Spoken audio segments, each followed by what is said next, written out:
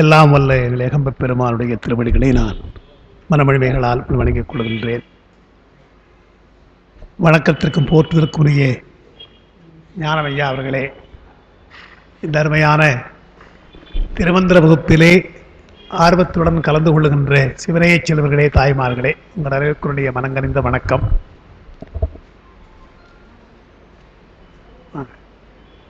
திருமந்திரத்தில் உபதேசம் என்ற பகுதியை நாம் பார்த்து வருகிறோம். 3000 பாடல் என்றாலும் 300 மந்திரமாகவும்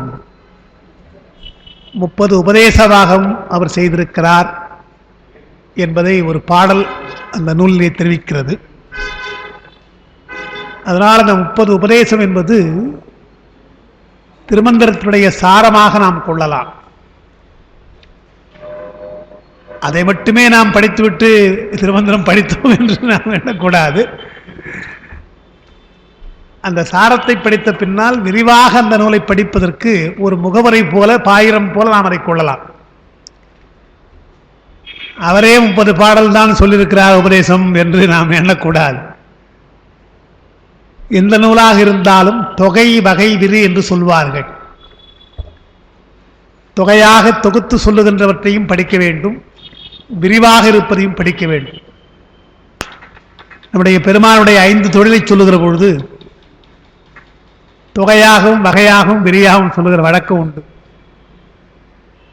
விரிவாக சொன்னால் அது படைத்தல், காத்தல், அழித்தல், மறைத்தல், அருளல் என்றும், வகையாக சொன்னால் படைத்தல், காத்தல், அழித்தல் என்றும், தொகையாக சொன்னால் பந்தம், வீடு என்றும், இப்படி 5 தொழிலை எப்படி சொல்லுகிற வழக்கம் உண்டு. இந்த பந்தம் என்பது என்ன என்றால், உயிர்களுக்கு உடம்பை கொடுத்து அதன் வினைக்கேற்றாற் போல அனுபவிக்க வேண்டும். அதனால் படைத்தல், காத்தல், அடித்தல், மறைத்தல் என்பது பந்தம். அருளல் என்கின்ற 5வது தொழில் வீடு என்று. அதனால் நீங்க பார்த்தீங்கன்னா நம்முடைய தமிழ் நூல்களில் தேவாரப் பணுவல்களையும் திருமுறைப் பணுவல்களையும் நாம் தனியான ஒரு இடத்தில் வைத்திருக்கிறோம். தொண்டை மண்டலத்திலே பீடத்தில் அமர்ந்திருந்த நம்முடைய முத்துசு அவர்கள் அவருடைய உரையில் அதை எழுதுகிறார். சைவமும் தமிழும் தழைத்து இனிது ஓங்குக என்பது சங்கத்தமிழுக்கு பொருந்தாது, நம்முடைய தேவாரம் திருவாசகத்திற்குத்தான் பொருந்தும் என்று அவர் எழுதுகிறார். காரணம் என்ன என்றால், சங்க காலத்திலே தமிழ் இருந்தது, ஆனால் தமிழிலே சைவத்தை பற்றிய குறிப்புகள் இல்லை. சைவ கடவுளாக இருக்கின்ற பெருமானை எங்கோ அங்கும் இங்குமாக குறித்தார்களே தவிர முன்னிறுத்தி அதிகமாக அதை சொல்லவில்லை, தோத்திரங்களாக பாடவில்லை. ஆனால் பின்னாலே நம்முடைய ஞானசம்பந்தர் போன்றவரெல்லாம் தோன்றிய பின்னால்தான் தமிழும் சைவமாக அவர் தன்னை தமிழ் ஞான சம்பந்தன் என்று சொல்லிக் கொண்டார். பாடியதெல்லாம் சைவ சமய பாடல்கள்.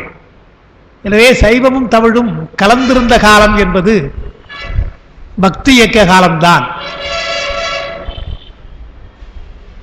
அதனால் தமிழ் என்றால் சிவம் என்ற பொருளே கூட நிகண்டிலே வழங்கப்பட்டிருக்கிறது.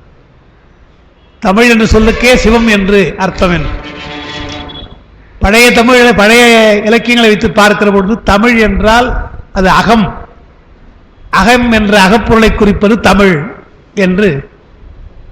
குறிஞ்சிப்பாட்டு என்ற ஒரு 10 பாட்டில் இருக்கின்ற ஒரு பாடலை ஆரியரசன் பிரகத்தனுக்கு சொன்னார் என்று வருகிறது. ஆரியரசன் பிரகத்தனுக்கு தமிழ் அறிவுறுத்துவதற்காக குறிஞ்சிப்பாட்டு பாடினார் என்று வருது. அங்க தமிழ் என்றால் அவர் தமிழ் மொழியை கற்றுக் கொடுக்கல, அவன் நல்லா கற்றுக்கொண்டவன் தான். தமிழிலே இருக்கின்ற அகப்பொருள் இலக்கணங்களை, அதுதான் நமக்கு சிறப்பு என்பதனாலே சிறந்த அந்த அகப்பொருள் இலக்கணத்தை கபிலர் சொன்னார் என்று அந்த குறிப்பு சொல்கிறோம். அதனால தமிழ் என்று சொல்லுகிற பொழுது அது இனிமை என்று ஒரு அர்த்தம், அகம் என்று ஒரு அர்த்தம், சிவம் என்று ஒரு அர்த்தம் என்று பார்க்கிற பொழுது காலத்திற்கு ஏற்றாற் போல் அந்த பொருள் மாறியிருக்கிறது என்று நாம் பார்க்கலாம். அதனால் திருமந்திரத்தில் தமிழ் செய்யுமாறே என்றும் அவர் சொல்லுகிறார். என்னை நன்றாக இறைவன் படைத்தனன், தன்னை நன்றாக தமிழ் தான் சொல்றாரு. ஒன்றும் பின்னால சிந்தை செய்து ஆகவும் செப்பலுட்டேன்னு சொல்றார். தமிழ் செய்யுமாறே என்று சொன்னால் அவர் குறிப்பிடுகிற தமிழ் எது? அகமல்ல, இல்லையா? முழுக்க முழுக்க தமிழ் ஆகமமாக இருக்கிற தமிழுடைய வழிபாட்டு முறை சொல்கின்ற ஆகமங்களாக இருக்கின்ற அந்த 9 ஆகமங்கள் என்று பார்க்கிறோம். அதனால் தொகையாகவும் வகையாகவும் விரியாகவும் சொன்னாலும் நாம் விரிவாக படிப்பதற்குத்தான் இந்த உபதேசம் என்ற பகுதியை நம்முடைய திருமூலர் சொல்லுகிறார். அதில் நாம் 23வது பாடல் நாம் அன்று பார்த்தோம். 22வது புறையற்ற பாலினுள் நெய் கலந்தார் போல என்று கொஞ்சம் விளக்கம் கொடுத்தோம். அதற்கு 23வது பாடல்ல சத்த முதல் 5 தன்வழி தான் சேரில் என்பதற்கு நாம் அன்று சொன்ன விளக்கம். சத்தம் முதல், அது சப்தம் தான், அது சத்தம்னு வரும். சப்தம் முதல் 5 தன்வழி தான் சேரில் என்கிற இந்த தன்மாத்திரைகள் சைவ சித்தாந்தம் உலகப் படைப்பை சொல்லுகிற பொழுது பிரகிருதி மாயை என்ற மாயையில் இருந்து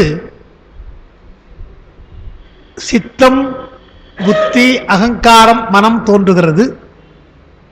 அந்த அகங்காரம் 3 வகையாக பிரிகிறது. சாத்வீக அகங்காரம், ராஜச அகங்காரம், தாமச அகங்காரம் என்று பிரிகிறது. அந்த சாத்வீக அகங்காரத்திலே மனம் தோன்றுகிறது, மனமும் ஞானேந்திரியமும் தோன்றுகிறது. ராஜச அகங்காரத்திலே கர்மேந்திரியம் தோன்றுகிறது. தாமச அகங்காரத்தில் தான் தன்மாத்திரைகள் தோன்றுகின்றன என்று சொல்லியிருக்கிறோம் தோற்ற முறையில். தன்மாத்திரை என்பது தமிழ நுண்பூதம் என்று நாம் சொல்லலாம். தத் மாத்திரை என்பது தன்மாத்திரை என்று வரும். தமிழ்ல அந்த வடமொழி தத் என்று இருக்கு இல்லையா,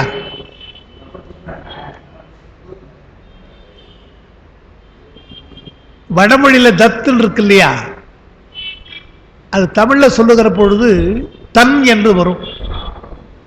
தத்மாத்திரை என்பது தன்மாத்திரை. அதே போல தற்புருஷம் என்று வரும். தத்புருஷம், அது தற்புருஷம் என்று வரும். தத் சமம், அதுதான் தற்சமம் என்று வரும். இதெல்லாம் நமக்கு அந்த சொற்கள்ல சின்ன சின்ன வேறுபாடுகள் அந்த மொழியில. எனவே தன்மாத்திரைகள் என்று சொல்லுவது புலன்கள், 5 புலன்கள். அந்த சத்த முதல் 5 தன்படி தான் சேரில் என்றால் அது தோன்றிய இடம் மாயை. அந்த மாயையில் ஒடுங்க வேண்டும். ஒடுங்கினால் என்றால் காரியப்படுகின்ற அந்த புலன்கள் காரியப்படாமல் இருந்தணும், வேற ஒன்றும் இல்லை. சுவைக்கு நாம் ஆட்படாமல், ஓசைக்கு நாம் ஆட்படாமல் இருந்தோம்னா அதனால் நமக்கு எந்த விதமான பாதிப்பும் கிடையாது.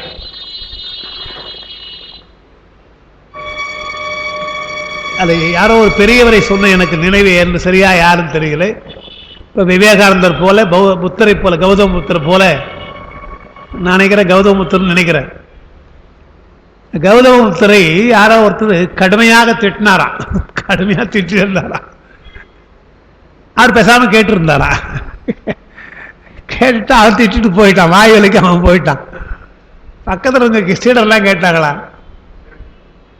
இவ்வளவு தூரம் அவர் திட்டுறாரு, நீங்க வந்து பேசாம இருக்கிறீங்களே என்னன்னு கேட்டாரா.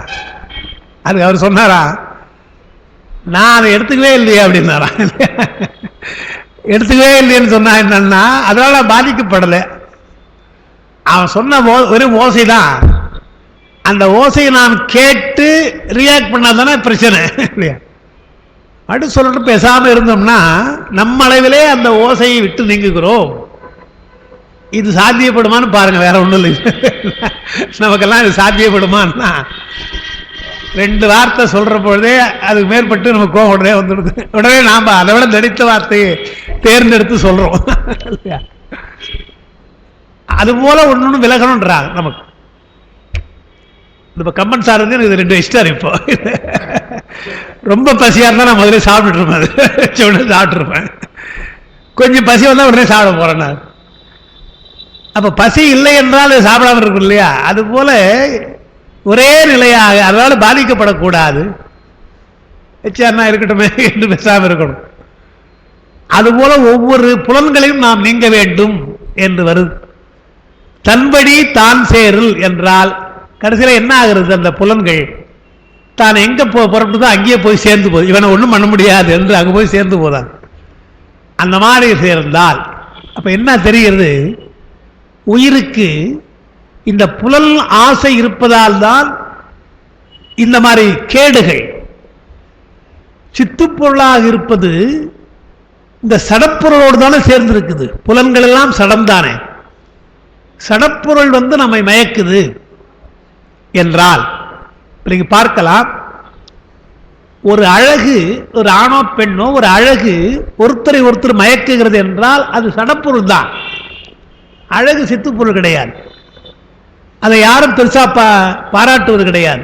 ஏன் அப்படி போய் விழுந்து கிடக்கிறான் பாவன் அப்படின்னு சொல்லுவாங்க பார்த்தீங்கன்னா. ஆனால் திருமந்திரத்துக்கு நீங்க தொடர்ந்து வந்து பாருங்க, யாரும் சொல்ல மாட்டாங்க. ஏன்னா இது அறிவுக்கு உள்ள விஷயங்கள்.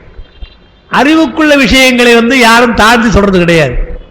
உயர்ந்த விஷயம்லாம் பேசுறாங்க, நமக்கு புரிய மாட்டேன்ப்பா, அவர் போறாருப்பா என்று சொல்லுவாங்களே தவிர போறவங்களை குறை சொல்ல மாட்டாங்க. சடப்பொருளே வந்து சித்துப்பொருள் மயங்கினால் தவறு, சித்துப்பொருள் சித்தோடு மயங்கினால் தவறு கிடையாது. இதான் அடிப்படை. நமக்கு அந்த சித்தோடு சித்து மயங்குவதற்குத்தான் இந்த நூல்களை கொடுத்திருக்கிறார்கள். இந்த நூல் என்பது புத்தகம் சடமாக இருந்தாலும் அது இருக்கின்ற புத்தகத்தினுடைய பொருள் நமக்கு புரிகிறது அல்லவா? அது அறிவான பொருள், அறிவான விஷயம். எனவே சித்துக்கு சித்தன்றி சேர்விடம் உண்டோன்னார். சடப்பொருளை விட்டு நீங்கினால் அது சேர வேண்டிய இடம் சித்து அல்லவான்னார். இதை நான் போன்றவரை விளக்கினேன். உலகப் பொருள்களை சொல்லுகிற பொழுது இறைவன், உயிர்கள், உலகம்னு சொல்லிட்டோம். அது பொதுவாக எல்லாருக்கும் புரியறதுக்காக சொல்றது. தத்துவார்த்தமாக சொல்லணும்னா இறைவன் என்பது சிவசத்து, உலகம் என்பது சடசத்து. இந்த இரண்டிலும் சார்வதாலே ஆன்மாக்கள் சரசத்து. அப்போ இரண்டிலும் சாருகின்ற ஆற்றல் அல்லது விருப்பம் உடைய ஆன்மாக்களுக்கு உலகத்தை விட்டால் எங்க போறது என்றால் இங்கதான் வந்தாகணும், வேற வழி கிடையாது. உலகம் என்ற பற்று நீங்கினால், உடனே சடப்பொருளை விட்டு நீங்கினால் உடனே சித்துப்பொருளுக்கு தான் வர வேண்டும். அதனால் பெருமானதை காத்து கொண்டிருக்கிறான். எப்ப அதை விட்டுட்டு நீ வரப்போற என்று காத்து கொண்டிருக்கிறான். அதனால் சித்துக்கு சித்தன்றி சேர்விடம் உண்டோ என்று சொல்லி அதுக்கு உதாரணம் சொன்னார். சுத்த வெளியில் சுடரில் சுடர் சேரும். சத்தம் முதல் என்பது வேறு பொருள், சித்துப்பொருள் என்பது தன் இனப்பொருள். ஆன்மாவுக்கு தன் இனமாக இருப்பது இறைவன், வேற்று இனமாக இருப்பது சடப்பொருள். அப்ப வேற்றினப்பொருளிலிருந்து தன்னினப்பொருள் சேரணும். பேச்சில் சொல்ற பொழுது இனம் இனத்தோடு சேரும் என்று சொல்லுவார்கள். இன்னும் கொஞ்சம் வெளிப்படையா சொன்னா ஜாதி என்று இப்ப நான் சொல்றோம். சாதியோடு ஜாதி சேரும் என்று சொல்றோம். நம்ம ஜாதி அல்ல நான் சொல்றது. விலங்குகள்லாம் நீங்க பார்த்தீங்கன்னா காட்டுல அந்த ஜாதியோடு அது சேர்ந்திருக்கும், அந்த இனத்தோடு அது சேர்ந்திருக்கும். அதுதான் பலம். அதுபோல ஆன்மாக்கள் எல்லாம் சித்துப்பொருள், அது தன்னினத்தோடு சேருமே தவிர வேற்றினத்தோடு சேரக்கூடாது. அதனால ஒரு நல்ல வார்த்தை சொன்னார், சுடரில் சுடர் சேரும் என்று சொன்னார். சுத்த வெளியில் சுடரில் சுடர் சேரும். 2 சுடர் சொல்றார் பாருங்க, சுடரில் சுடர்ன்றார். முதல்ல சொன்ன சுடர் என்பது பெருஞ்சுடர், அதுதான் இறைவன். அது ஆதியும் அந்தமும் இல்லா அரும் பெரும் சோதி, அந்த சுடர். இன்னொரு சுடர் இருக்கு இல்லையா, அது ஆன்மா. அது சிறிய விளக்கு போல. அந்த விளக்குக்கும் அந்த சோதிக்கும் இனத்தால் ஒரு ஒற்றுமை இருக்குது. அதுவும் பேரொளி, இதுவும் ஒளி, சிற்றொளி. எனவே அந்த சிற்றொளி பேரொழியோடு கலக்கிற பொழுது இனம் பற்றி சேருகிறது. முதல் இனத்தோடு இனம் சேருது. அப்புறம் அது அப்படி சேர்ந்தா என்ன ஆகிறது என்றால், சிற்றொளியா இருக்கிற விளக்கொளினுடைய ஒளி மங்குகிறது. இருக்குது, விளக்கு இல்லாம இல்லை, அதனுடைய ஒளி மங்குகிறது என்றால் அதனுடைய ஆற்றல் குறைந்து பேர் ஒளியோடு கலந்து விடுகிறது. அப்போ சேருகிற பொழுது தன்னுடைய ஒளியை விட்டு பேர் ஒளிகளே கலப்பது, கலந்த பின்னால் தன்னுடைய பற்றி அது கவலைப்படாமல் பேரொளி மயமாக அது மாறி, அது ஒன்றும் பேரொளி போல விளக்கம் தரல, அந்த விளக்கத்திலே இது அனுபவிக்கிறது. உயிர் எந்த விதமான தொழிலும் செய்யல. இறைவனோடு அந்த உயிர் சேர்ந்தால், பல மதங்கள் என்ன சொல்லுது, இறைவனைப் போலவே இவையும் 5 தொழில் செய்யும், இறைவனைப் போலவே படைத்தல் காத்தல் எல்லாம் செய்யும் என்றெல்லாம் நமக்கு மதங்கள் உண்டு. நாம் அப்படி சொல்றது இல்லை, ஒரே வரி சொல்றோம். உயிர்தானும் சிவானுபவம் ஒன்றினுக்கு உரித்து, ஒன்றினுக்கே என்றார். உயிர்தானும் சிவானுபவம் ஒன்றினுக்கே உரியது என்றால், இறைவனோடு கலந்த பின்னால் ஆன்மாக்கள் இறைவனுடைய அனுபவத்தை அனுபவிக்குமே தவிர வேறு செயல் அதற்கு கிடையாது. வேறு செயலாக அதுக்கு இல்லை. அந்த அறிவு, இச்சை, செயல் 3 சொல்றோம் இல்லையா, அந்த அறிவு என்பது உயிருடைய அறிவு. இறைவனை அங்கே அதனுடைய அறிவால் அறிகிறது. அறிவித்தால் அறியும். எனவே பெருமான் தன்னை அறிவிக்கிறார். எனவே அங்கு அறிவு. அதனால் ஒரு விருப்பம், பெருமானிடத்திலே சேர வேண்டும் என்ற விருப்பம் அங்கே வந்திருக்கிறது. அந்த இன்பத்தை அனுபவிக்க வேண்டும் என்ற விருப்பம் இருக்கிறது. செயல் என்றால் அது அந்த இன்பத்தை அனுபவிக்கிறது. எனவே சுடரில் சுடர் சேரு என்பது ஆன்மாக்கள் இறைவனோடு சேர்ந்தவுடனே அவனுடைய அறிவு, அவருடைய இச்சை, அவருடைய செயல் என்பதோடு தன்னுடைய அறிவு, தன்னுடைய இச்சை, தன்னுடைய செயலை கலக்கிறது.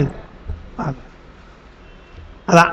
அதனால் அத்தம் இது குறித்து ஆண்டுகொள் அப்பிலே என்று அந்த அப்பு என்பதை சொல்லி, தண்ணீர் என்று சொல்லி, அப்பு என்பது திருவருளிலே கலப்பது என்று நாம் அன்னைக்கு பார்த்தோம். இது அந்த 23வது பாட்டில் சிவ சாயுஜ்ய முறையில் பரமுத்தியில் ஆன்மா இருக்கின்ற முறை. சிவசாயுஜ்யம் என்கின்ற பரமுத்தியிலே ஆன்மா இருக்கின்ற ஒரு முறை என்று பார்த்தோம். அதோடு அந்த பாடல் போன வகுப்பு சொன்னதுனால நினைவுக்காக சொன்னேன். இனி உள்ளது நமக்கு 23வது பாடல். அப்பினில் கூர்மை ஆதித்தன் வெம்மையால் உப்பு என பெயர் பெற்று உருச்செய்த அவ்வுரு அப்பில் கூடி அது ஒன்றாக ஆகுமாறு போல் செப்பினில் சீவன் சிவத்துள் அடங்குமே அப்படின்னு ஒரு வார்த்தை சொன்னார். அப்பு என்பது தண்ணீர். நமக்கு அது கடல்ல தண்ணீர், அதுல உப்பு இருக்குது. கடல்ல இருக்கிற தண்ணீர்ல இருக்கிற உப்பை எடுக்க வேண்டும் என்றால் சூரியனுடைய ஒளி தேவை. எனவே அதை சொன்னார் முதல்ல. உப்பு என்பது சீவனை போல, உப்பு அங்க சீவன், கடல் நீர் அப்புதான் சிவன். அந்த ஞாயிற்றின் வெப்பம் என்பது ஆணவம், சூரியனுடைய வெப்பம் என்பது ஆணவம். இப்ப அதில் என்ன சொல்ல வரார், கடல் நீரிலே கலந்திருந்த உப்பு ஏன் தனியா வருது என்றால் சூரியனுடைய கதிர்கள் அதை உலர்த்தியதால். நான் உப்பளத்தில் உடத்துறாங்க இல்லையா, உலர்த்தியதால். தண்ணீரில் இருக்கிற பொழுது உப்பு உருத்தெரியாமல் இருக்குது. அது உருப்பெற வேண்டும் என்றால் சூரியனுடைய வெப்பம் துணையாக இருக்கிறது. அப்போ உருத்தெரியாத அந்த உப்பு உருப்பெறுவதற்கு காரணம் என்ன? ஞாயிற்றினுடைய வெம்மை. அதுபோல் பெருமானிடத்திலேயோ அல்லது பிறவிக்கு வராமலோ அந்த உயிர் இருந்தால் மீண்டும் இங்கே வருவதற்கு என்ன காரணம் என்றால் அது ஆணவம். அந்த குற்றம் இருப்பதனால்தான் அது வருகிறது. அப்ப என்ன ஆகிறது? ஆணவம் என்பது நீங்கினால் மீண்டும் அந்த உப்பு கடல்ல போயிடும். அதான் அதே அந்த உதாரணத்தை அப்படியே வச்சுக்கணும். உப்பு தண்ணீரில் பிரிவதற்கு காரணம் ஞாயிற்றினுடைய வெப்பம். மீண்டும் அந்த உப்பு கடலுக்கு போவது என்பது அவர் பெருமானத்திலே கலத்தல், ஒன்றோடு ஒன்று கலத்தல். அப்ப ரெண்டு ஒரே விஷயம்தான், ரெண்டு வகையா சொல்லியிருக்கிறார். கடல் நீரிலிருந்து உப்பு பிரிதல், மீண்டும் அந்த உப்பு தன்னுடைய உருமாறி கடல் நீரிலே கலத்தல். இதுதான் அந்த உதாரணம், வேற ஒன்றும் இல்லை. அதனால என்ன சொல்றாங்க, பின்னால சொல்ல போறார். பரமுத்தியை பற்றி சொல்ற இங்க இவரில் சிவஞானபுரம் வருது. அது பரமுத்தியிலே வருகிற பொழுது அப்பில் பெய்த உப்பு போல என்று உதாரணம் வரும். அப்பிலே கலந்த உப்பு போல என்று வரும். இந்த அப்பிலே கலந்த உப்பு என்பது அவரவர்களுக்கு தகுந்தாற் போல அந்த உதாரணத்தை வச்சுக்கிறாங்க. இலக்கண ஆசிரியர்கள் சொல்ற பொழுது இந்த அப்பிலே கலந்த உப்பு சொல்லுவாங்க. இந்த தமிழ்ல உயிரெழுத்து இருக்குது, மெய்யெழுத்து இருக்குது. உயிர்மெய் எழுத்துன்னு ஒன்று உண்டு இல்லையா? இலக்கணப்படி பார்த்தீங்கன்னா நமக்கு அந்த உயிர் மெய் ரெண்டு தான் எழுத்துக்கள். உயிரெழுத்து 12, மெய் எழுத்து 18. ஒரு ஆயுத எழுத்து ஒன்று சும்மா சொல்லி வச்சிருக்காங்க, அது இருக்கட்டும் ஒன்று வச்சிருக்காங்க. இருக்கட்டும், இந்த கொசுறு வாங்க இல்லையா நம்ம எதுவாக இருந்தாலும், அந்த மாதிரி ஒரு கொசுறுக்காக ஒன்று வச்சிருக்கிறோம், ஆயுதம் வச்சிருக்கோம். அது உயிரிலையும் செய்யலாமல் மெய்யிலும் செய்யலாமல் நடுவில் நிற்கும். அது வடிவம் கூட இருக்குது, அதனால ஒரு புள்ளியாக வச்சுட்டோம். அது இருக்கட்டும், அது ஒரு புறம். இந்த 30 எழுத்து தான் நமக்கு அடிப்படை. இது இரண்டும் கலக்கிற பொழுது 214 நமக்கு உயிர்மை எழுத்து வருது. தொல்காப்பியத்திலும் சரி உரையாசிலும் சரி அதை சிறந்த எழுத்தாக கொண்டது கிடையாது உயிர்மை எழுத்து. அதுவும் இதுவும் சேர்ந்து வருகிற எழுத்து தானே தவிர தனியா ஒரு எழுத்து இல்லை இல்லையா? அது மெய்யெழுத்தாவது இயங்கவில்லை என்றாலும் ஒரு எழுத்து, தனி எழுத்து. அதுல உயிர் சேரப்போகுது. உயிரெழுத்து சொல்ல வேண்டிய அவசியமே இல்லை, தானும் இயங்கி மற்ற பொருளை இயக்குது. அதுக்கு அது ஒரு சிறப்பு. எல்லாம் இலக்கணத்துல நமக்கு இந்த உயிர் மாதிரியே சொல்றாங்க. அது நமக்கு இருக்கிற உயிர் மாதிரியே சொல்றாங்க. அந்த உயிர்மையில சேருகிற பொழுது அதை ஒரு கேள்வி கேட்கிறாங்க, உயிர்மெய் என்று ஏன் சொல்லணும், மெய் உயிர் தானே சொல்லணுன்றாங்க. இதெல்லாம் சின்ன சின்ன விஷயம்தான். இந்த உரையாசிரியர்கள் எல்லாம் ரொம்ப அழகா விளக்குவாங்க. மெய் மேல் தானே உயிர் போகுது, உடம்பில் தான். உடல் மேல் உயிர் ஒன்றுவது இயல்பே. இலக்கணம், நன்னூலார் இலக்கணம். உடல் மேல் உயிர் ஒன்றுவது இயல்பு. அப்ப மெய் உயிர் தானே சொல்லணும் என்று அது என்ன எழுதுறாங்க உரையில, மெய் உயிர் தான் சொல்லணும், ஆனால் இயக்குகின்ற உயிர் சிறப்பு உடையது. நீங்க உயிர்மையை சொல்லணும்னு சொன்னாலே உயிர் சேர்ந்தாலும் சொல்ல முடியும் இல்லையா? இப்ப நாம கூட சொல்லலாம், இந்த உடம்புல உயிர் சேருது இல்லையா, அப்ப உடம்பு எவ்வளவு பெருசுன்னு சொல்ல முடியுமா நம்மால? நமக்கே தெரியுது எவ்வளவு பொய்ன்னு இல்லையா? உடம்பிலே உயிர் சேர்ந்தாலும் உயிர் தான் சிறந்தது. எனவே இந்த உடம்பை இயக்குகின்ற ஆற்றல் உயிருக்கு இருப்பது போல மெய்யெழுத்தை இயக்குவதற்கு உயிருக்கு அந்த ஆற்றல் உண்டு. எனவே உயிரால் இயங்குவதால் உயிரால் இயங்குகின்ற மெய், அதான் அதுக்கு அர்த்தம். உயிரும் மெய்யும் தான், ஆனால் உயிரால் இயங்குகிறது என்று. ஒரு சமாதானத்திற்காக சிலர் சொன்னாங்க. என்ன சொன்னாங்கன்னா, அது கதை சொல்லுவாங்க வேடிக்கையா.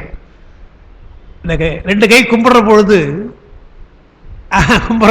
கும்பிடுற பொழுது இந்த சுண்டு விரல் இருக்கு இல்லையா, இது ரெண்டு பேர் சுண்டு விரல்னு பேர், இதுக்கு பெரு விரல்னு பேர் இல்லையா?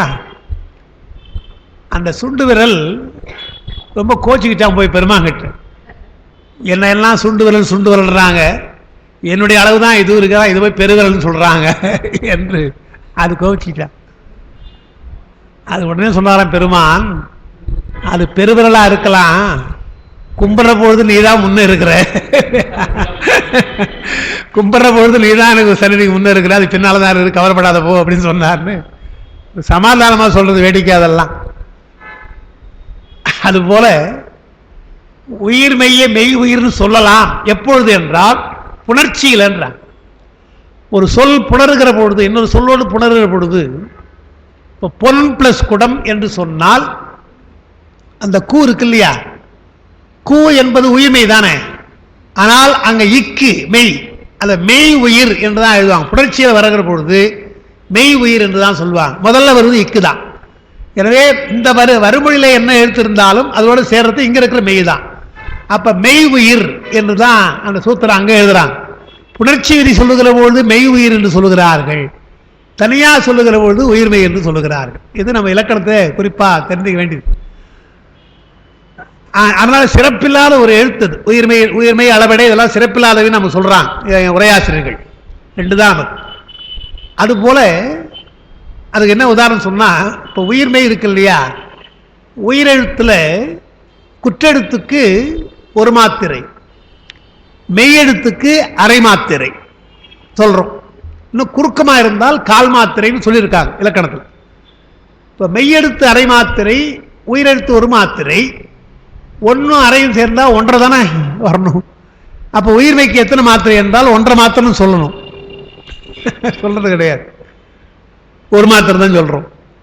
ஏனென்றால் உயிருடைய அளவாய் அது நின்று எந்த உயிர் சேருகிறதோ, நெடில் சேர்ந்தால் 2 மாத்திரையாக, குரில் சேர்ந்தால் ஒரு மாத்திரையாக எந்த உயிரெழுத்து சேருகிறதோ அந்த உயிரெழுத்துடைய அளவாகத்தான் அந்த மெய் எழுத்து இருக்கும். அதை டாமினேட் பண்ணுது. அப்படி உனக்கு அரை மாத்திரம் இருக்கலாம், பேசாம இரு, நான் தான் ஏற்கிறேன், எனவே நான் தான் முதல் என்பது போல தன்னுடைய அளவினாலே மெய்யினுடைய அரை மாத்திரை அளவை அடக்குகிறது. அதைத்தான் உதாரணமா சொல்றாங்க. அப்பிலே நீர் என்று உப்பு என்று சொன்னால், உப்பு கொஞ்சம் இப்படி போடுறோம், தண்ணீரை போட்டா கரைஞ்சு போகுது, அது எங்கன்னே தெரிய மாட்டேது இல்லையா, தெரிய மாட்டேது. ஓரளவு அது ஒரு 5 கிராம் போடுறோம்னா 5 கிராம் அதிகமாக போகணும் இல்லையா, அது போகாது. நீங்க எவ்வளவுதான் போட்டாலும் கரையாம நிற்குமே தவிர தண்ணீர் அதிகமாகாது. நல்லா நீங்க பார்க்கணும். ஒரு டம்ளர்ல 5 கிராம் உப்பு கரையும் என்றால் 10 கிராம் போட்டு பாருங்க, 5 கிராம் அப்படியே இருக்கும், மற்ற அந்த 5 கிராம் கரையும். கரைந்த உப்பு எங்கடா போச்சுன்னா அது உள்ளதா இருக்குமே தவிர அதனால அந்த அளவு மிகாது. அதுபோல இப்ப பெருமானிடத்தில் ஆன்மா போய் சேர்ந்தால் ஆன்மாவுடைய தரம் உயர்ந்து போதா என்றால், அல்லது ஆன்மா பெருமான் உயர்ந்து போறாருன்னா அதுவும் கிடையாது. அவர் எந்தவித மாற்றம் இல்லாமல் இருப்பார். இது எந்த விதமான கலப்பும் இல்லாமல் உப்பு போய் சேர்ந்துருது இல்லையா, அது போலன்னு சொல்லுவாங்க. அப்பிலே உப்பு கலந்தது போலன்னு சொல்லிட்டு அதுக்கு ஒரு உதாரணம் சொல்லுகிற போது என்ன சொல்றாங்க, உப்பு என்பது கடினத்தன்மை உடையதல்லவா, அந்த கடினத்தன்மை உடைய அந்த கடினம் நீங்கி கலக்கிறது. அந்த கடினம் என்பதுதான் ஆணவம். இங்கே உப்பு கடினமாக வருவதற்கு சூரியன் காரணம். அங்கே ஆன்மா கலக்கிற பொழுது, இறைவனோடு கலக்கிற பொழுது உப்பு கலப்பது போல என்றால், உப்பு கலக்கிறது, தன்னுடைய கடினத்தன்மை அது தெரியல. உப்பாடுக்கத்தை போட்டு பார்த்தோம்னா கலந்து போகும், தண்ணீர்ல பார்த்தா கலந்துருக்கிறத தவிர உப்பு கண்ணுக்கு தெரியல. அதுபோல் பெருமானோடு கலந்த அந்த ஆன்மாக்கள் தன்னுடைய அடையாளம் இல்லாமல் பெருமானுடைய அருளை பெற்று இருக்கும் என்றால், தண்ணீரும் திரவம், திரவத்தன்மை, உப்பு கடினத்தன்மையாக இருந்தாலும் அது திரவமாக மாறிவிடுகிறது, இறைவனுடைய தன்மையை அது அடைந்து விடுகிறது என்று நாம் அந்த பரமுத்திலே சொல்லுகிற பொழுதும் இந்த உப்பு அப்பு என்ற உதாரணத்தை நாம் சொல்றோம். அதுதான் இங்க எழுதினார். அப்பினுள் கூர்மை ஆதித்தன் வெம்மையால். அப்பிலிருந்து இந்த கூர்மை என்றால் வெளியிலே வருதல், கூர்த்து வெளியே வருவதுன்னு அர்த்தம். இந்த கூறுதல் என்பதற்கு பரிணாமம் அர்த்தம் தமிழ்ல. இந்த பரிணாம கொள்கை என்று வடமொழி இருக்கிறதுக்கு தமிழ்ல கூறுதல் அறம். பச்சைவாசல படிக்கிற பொழுதே எங்களுக்கு சயின்ஸ் மாஸ்டர் சொன்னது கூறுதல் அறம் என்று சொல்லுவாங்க. அந்த கூறுதல் என்றால் அந்த தண்ணீரிலிருந்து உப்பு பரிணமித்து வருவது. அப்பினில் கூர்மை ஆதித்தன் வெம்மையால். அதனால என்ன ஆகுது, உப்பு என பெயர் பெற்று. அந்த கடுமையாக வந்ததாலே கடலில் இருந்து வருவது பொழுது அது கடல் உப்பு என்று அந்த தன்மையை பெறுகிறது, உப்பு என்று தன்மையை பெறுகிறது. ஏனென்றால் ஆணவம் அது இருப்பதாலே அப்பு என்பது உப்பு என்று பெறுவது போல பதியாக இருக்கின்ற பெருமானோடு சேராமல் விலகி இந்த உயிர் வருவதாலே பசு என்ற சொல்லை பெறுகிறது.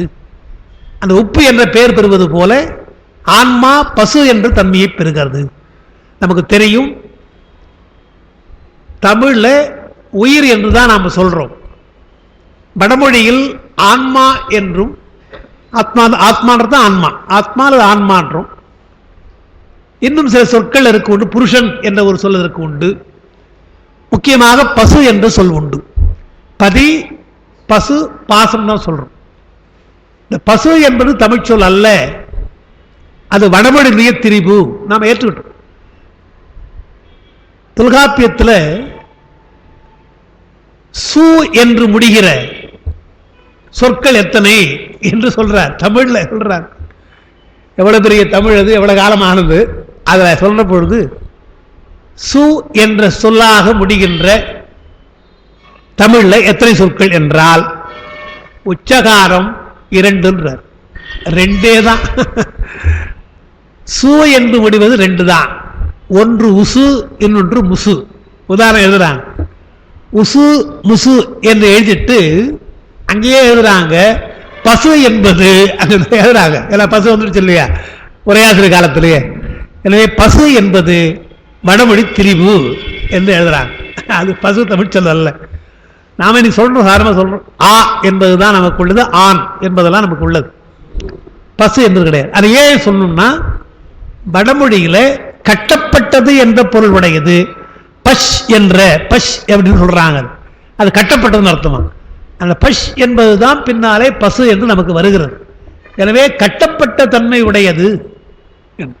அதனால் இங்க நான் உப்பு என பேர் பெற்றுனார் இல்லையா அங்க இந்த பாட்டில், அதுபோல் பதியினுடைய தன்மையை பெற வேண்டிய அந்த உயிர் பசுவுடைய தன்மை பெற்றிருக்கிறது, கட்டப்பட்டிருக்கிறது என்றால் ஆணவத்தினாலே அது கட்டப்பட்டது. அதனால் இந்த பிறவிக்கு அது வருகிறது. அது அப்பென பேர் பெற்று இருக்கு இருக்கு இருக்கு இருக்கு.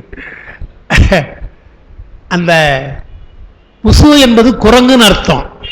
குரங்கு தான் முசுனா, முசுகுந்த சக்கரவர்த்தின்னு சொல்றோம் இல்லையா, முசுனா குரங்குன்னு அர்த்தம்.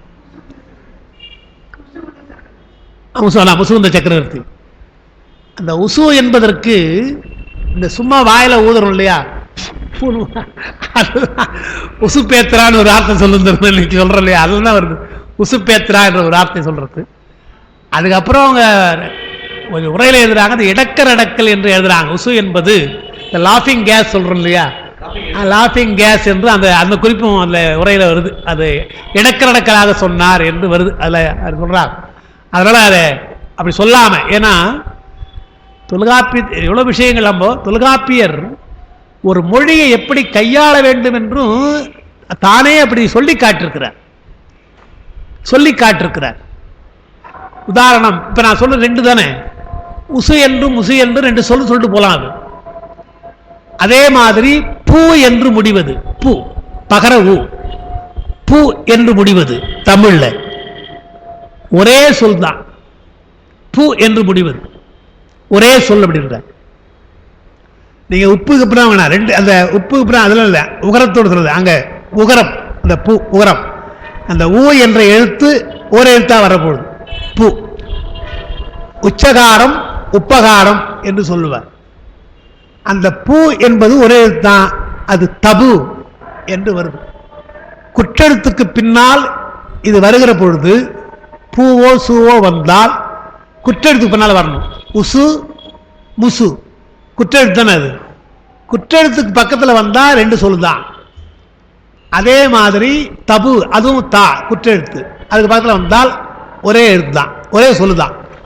தபு என்று சொன்னால் அது என்ன அர்த்தம் என்றால், தபு என்று நீங்கள் படுத்து சொன்னால், மெலிவாக சொன்னால் நீ செத்துப்போன்னு அர்த்தம், நீ சான் அர்த்தம். தபு என்று வலிந்து சொன்னால் அவனை கொல்லுன்னு அர்த்தம். அது நல்ல மங்கள வார்த்தை இல்லை. நீ செத்து போன்றதோ இல்லை அவனை சாவடின்றதோ மங்கள வார்த்தை இல்லை. அதனால மங்கள வார்த்தை இல்லாததை நாம் சொல்லக்கூடாது என்று சூத்திரத்தில் உப்பகாரம் உச்சகாரம் என்று சொல்லியிருக்கிறார். சொல்ல எப்படி சொல்லணும், அது நீ சாதாரணமாக பேசிடுறாங்க இல்லையா, அதனால இல்லாமல் வார்த்தைகள் கடுமையான வார்த்தைகளோ அமங்கலமான வார்த்தைகளோ அவைகளே சொல்லாத வார்த்தைகளோ வாயில் வரக்கூடாது. வள்ளுவர் சொல்றார் இல்லையா, ஒழுக்கம் உடையவர்க்கு ஒல்லாவே தீய வழுக்கியும் வாயார் சொல்லல் என்று சொல்றார். அதுபோல தொல்காப்பியத்தில் பல இடங்கள் அவர் சொல்ற இலக்கிய பார்வையோடு பார்த்தால் தொல்காப்பியத்தில் பல விஷயங்கள் நமக்கு கிடைக்கும். அதனால பசுக்காக சொன்னேன். அவ பசு என்பது நமக்கு இல்லை, அதுக்கு பா என்பது குற்றெழுத்தான். அதை வைத்து பார்க்கிற பொழுது அது தமிழ் சொல் அல்ல என்று தெரிஞ்சுக்கலாம். அதை உரையாசிரியர்கள் எழுதுறான். பசு என்பது வடமொழி திரிபு என்று எழுதுறான். அது என்ன, அது கட்டப்பட்டது என்றால் ஆணவத்தால் கட்டப்பட்டது. அதான் இங்க சொல்றாரு. அப்போ தண்ணீரிலிருந்து உப்பு பிரிகிற பொழுது சூரியனுடைய வெப்பம், அது ஆணவம் காரணம்.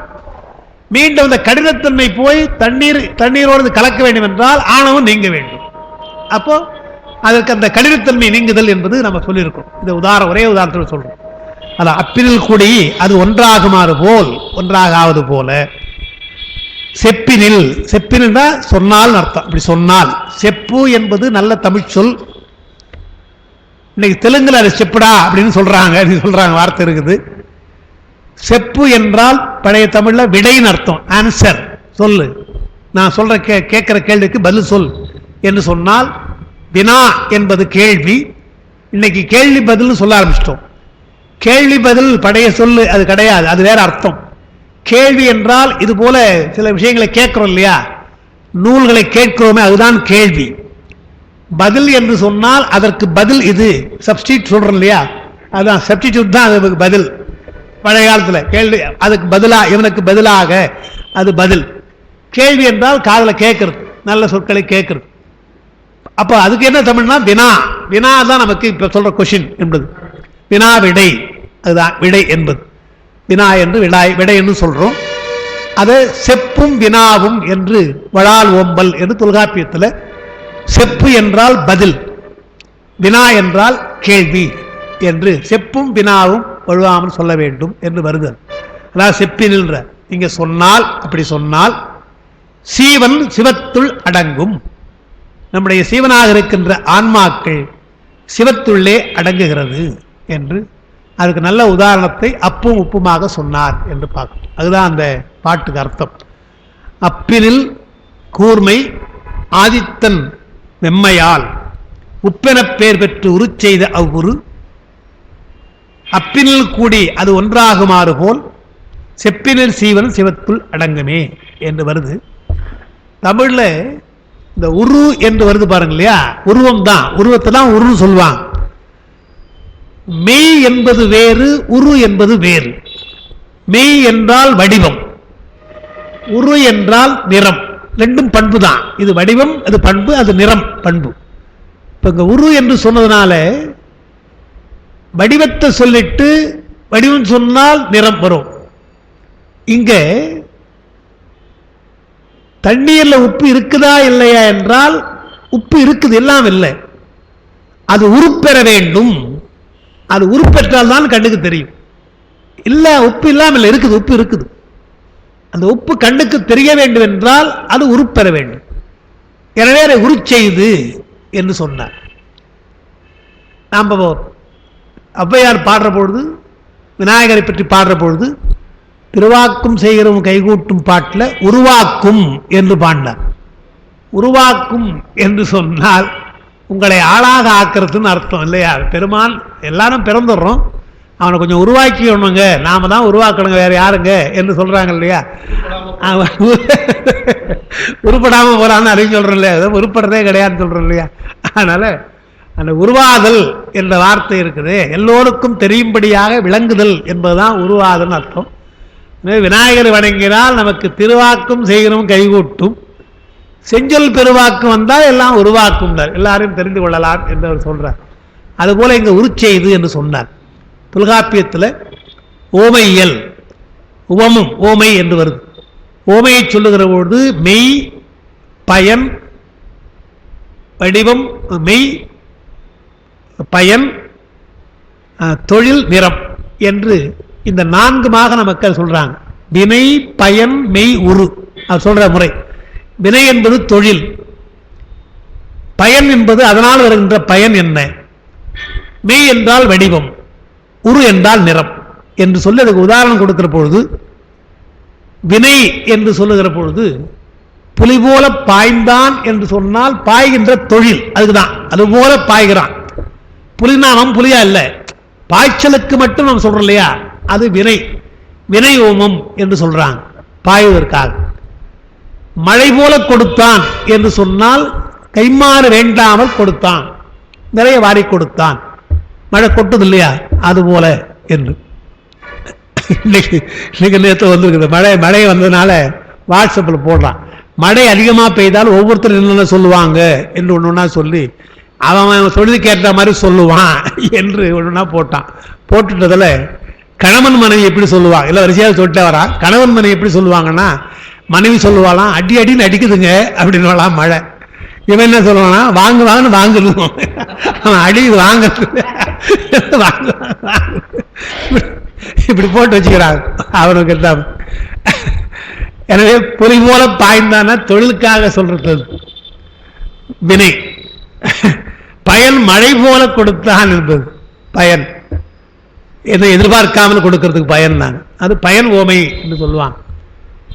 மெய் என்பதற்கு துடி போல் இடை என்றால் சின்ன இடையாக இருப்பதற்கு துடி, ஒரு உடுக்கை இருக்கு இல்லையா, அது போல இடை என்பது வடிவம்.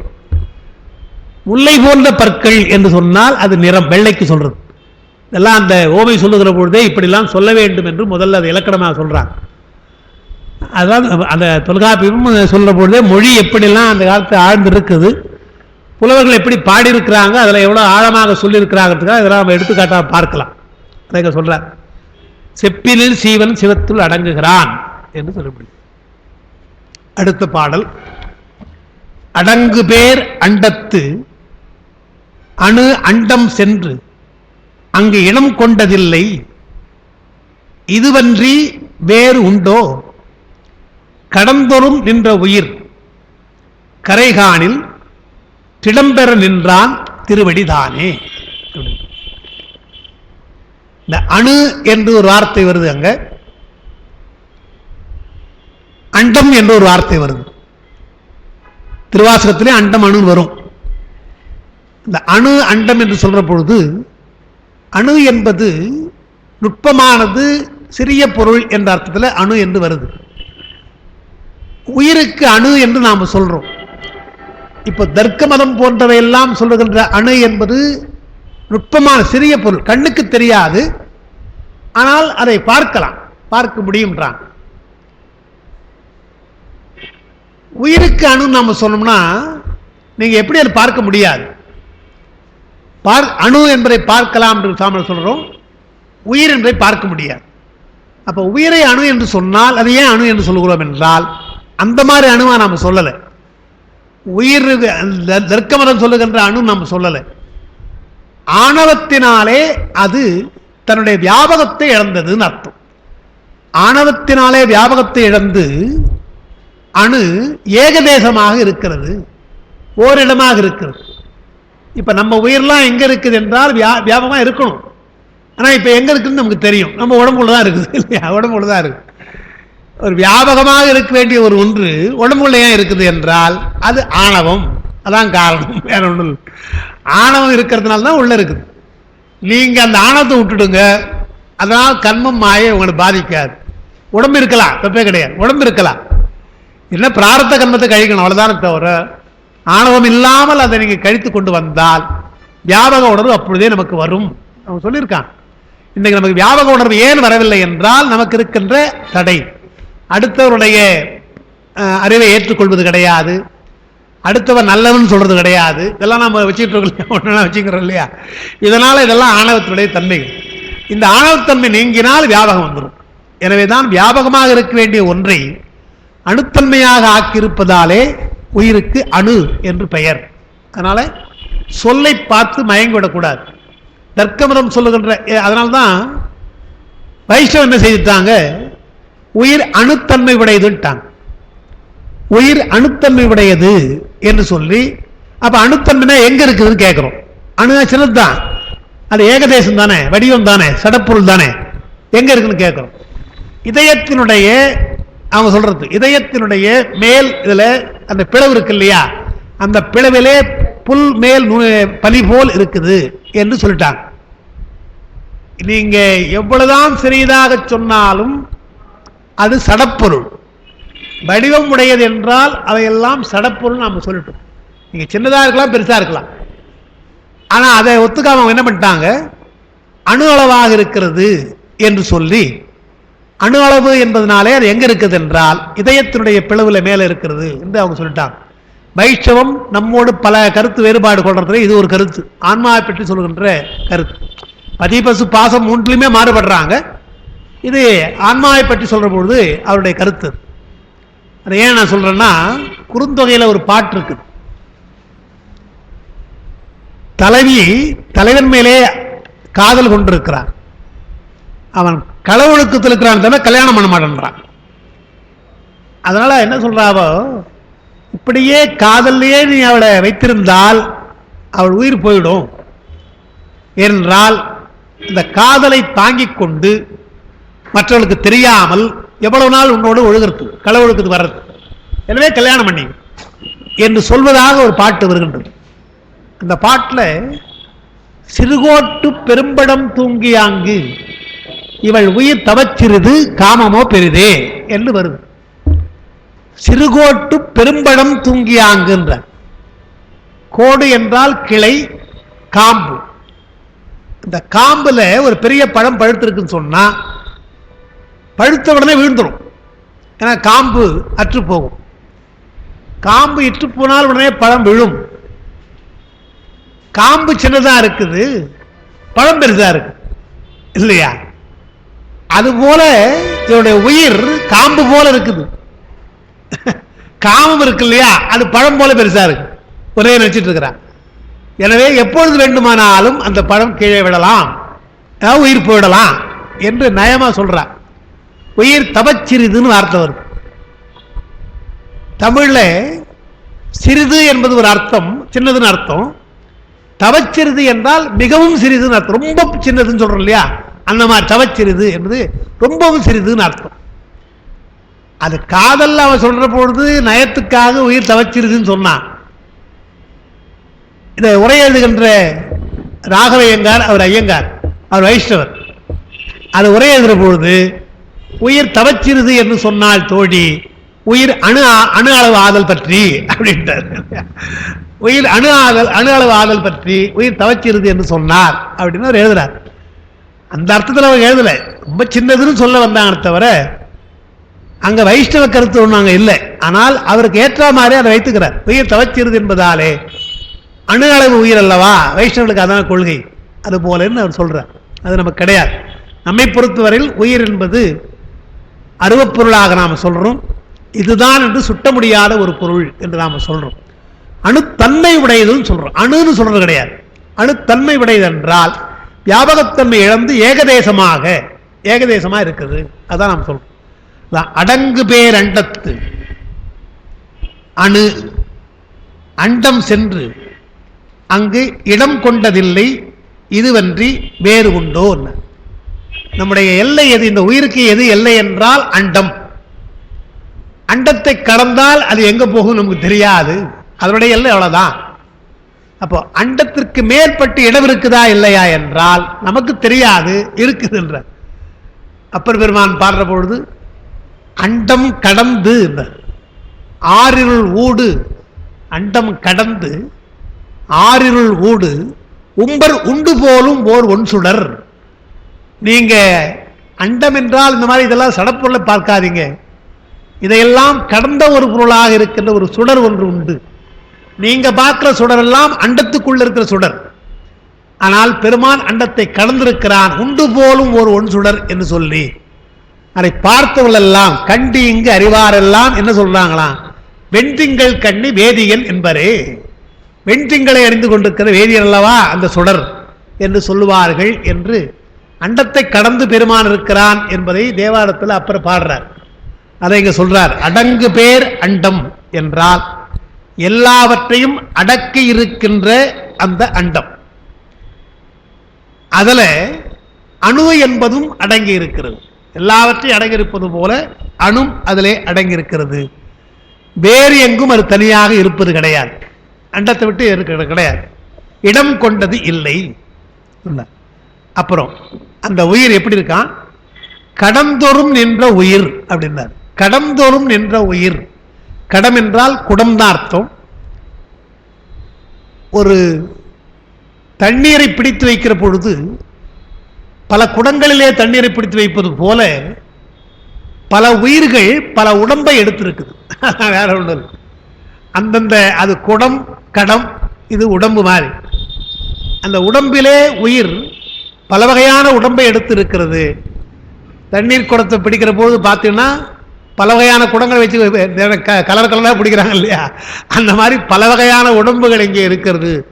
அது கடந்தோறும் நின்ற உயிர் என்று சொன்னார். அது ஏன் சொன்னார் என்றால், அந்த அணு அண்டம் என்று முதல்ல சொன்னார்.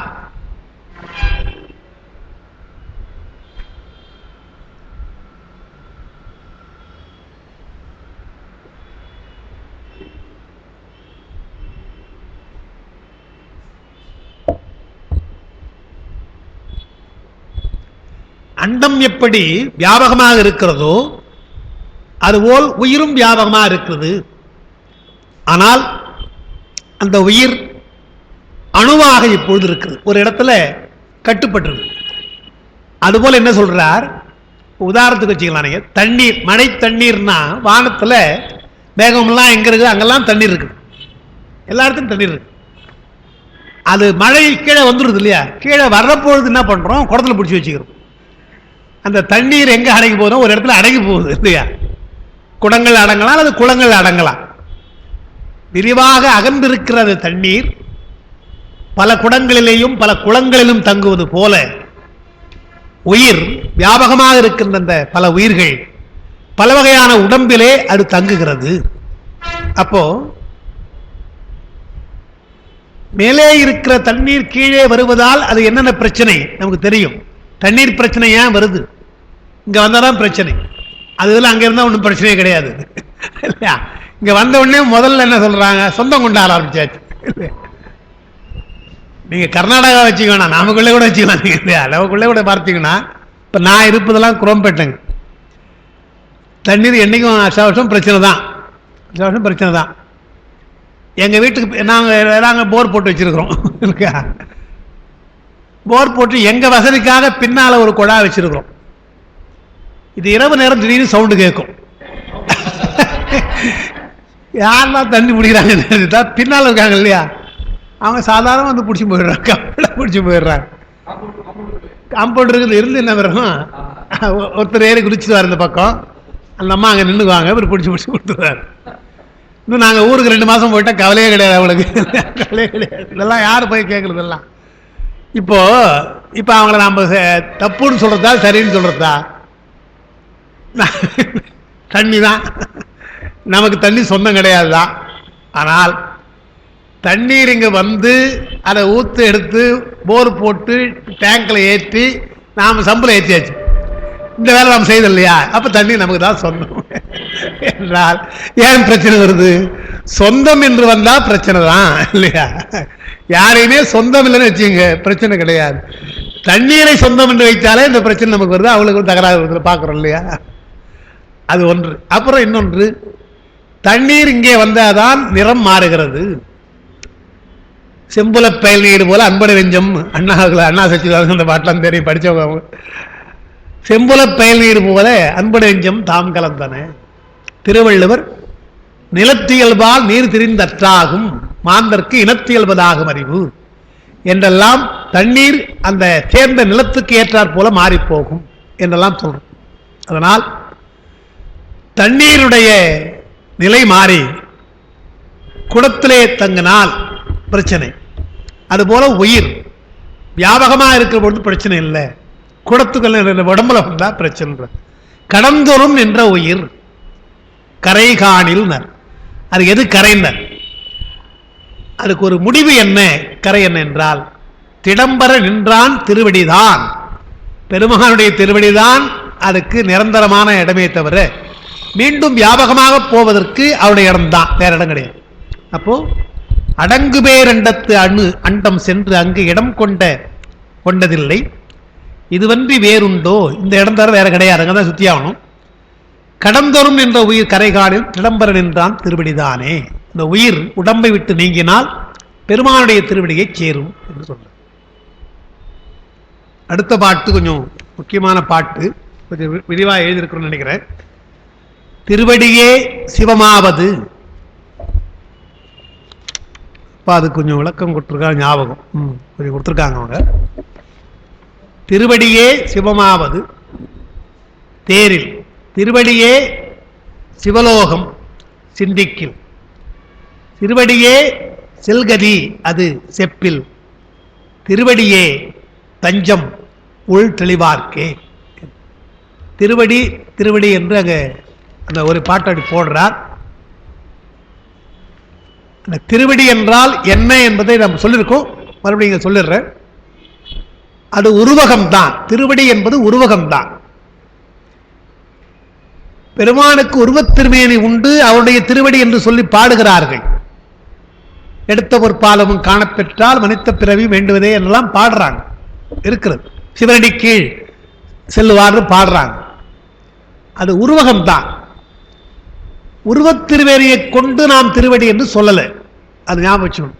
திருவடி தான் சொல்லுகிறோம்.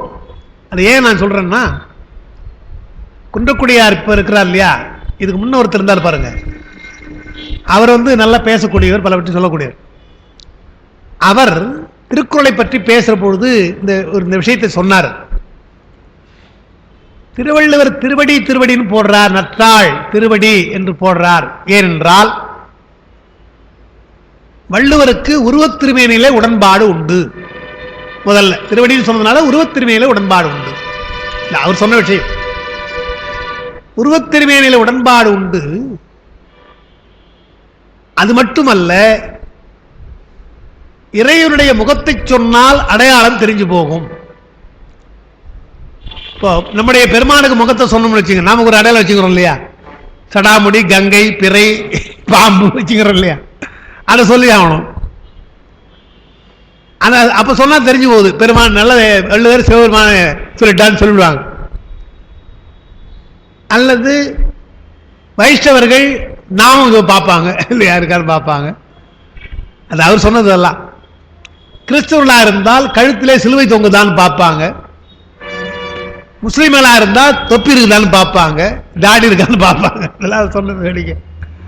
முகத்தை சொன்னா பிரச்சனை, எனவே பாதத்தை சொல்லிட்டார், அது யாருக்கும் பிரச்சனை, எல்லாம் ஒரே பாதம் தான். அவர் நயமா சொன்னது, நயம்தான். ஆனால் வள்ளுவர் அதுக்காக சொல்லலை, அதான் நீங்க பார்க்கணும். திருவடி என்று சொல்றதை திருவருள் என்றுதான் எண்ணுகிறார். திருவடி என்பதற்கு நேர்பொருள் சைவ சித்தாந்தம் சொல்றது பெருமானுடைய திருவருள், அதுதான் திருவடி. உருவத்திருமேனியாக இருக்கிறது, இடப்பாதம் வலப்பாதம்லாம் இருக்குது, அது வேற. திருவருளைத்தான் நாம் திருவடி என்று சொல்கிறோம். அதனால்தான் நற்றால் தொழுதல், இறைவர் அடி சேர்தல், பிறவிப்பெருங்கள் நீந்து நின்றார் இறைவர் அடி சேராதார் என்றெல்லாம் அங்க திருவடி திருவடி என்று சொல்றது திருவருளைத்தான் சொல்றார். நற்றாள் என்று கூறினார், எழுதினார் பரிமேலழகர். அதாவது கற்றதனால் ஆய பயனென்கொள் வாளறிவு நற்றாள் எழுது இல்லையா. நற்றாள் என்று ஏன் சொன்னார் என்றால், அது வீடு பேறு தருவதால் எழுதுறார். நற்றாள் என்பதற்கு வீடு பேறு தருவதால் நற்றாள் என்று கூறினார் என்று சொன்னார்.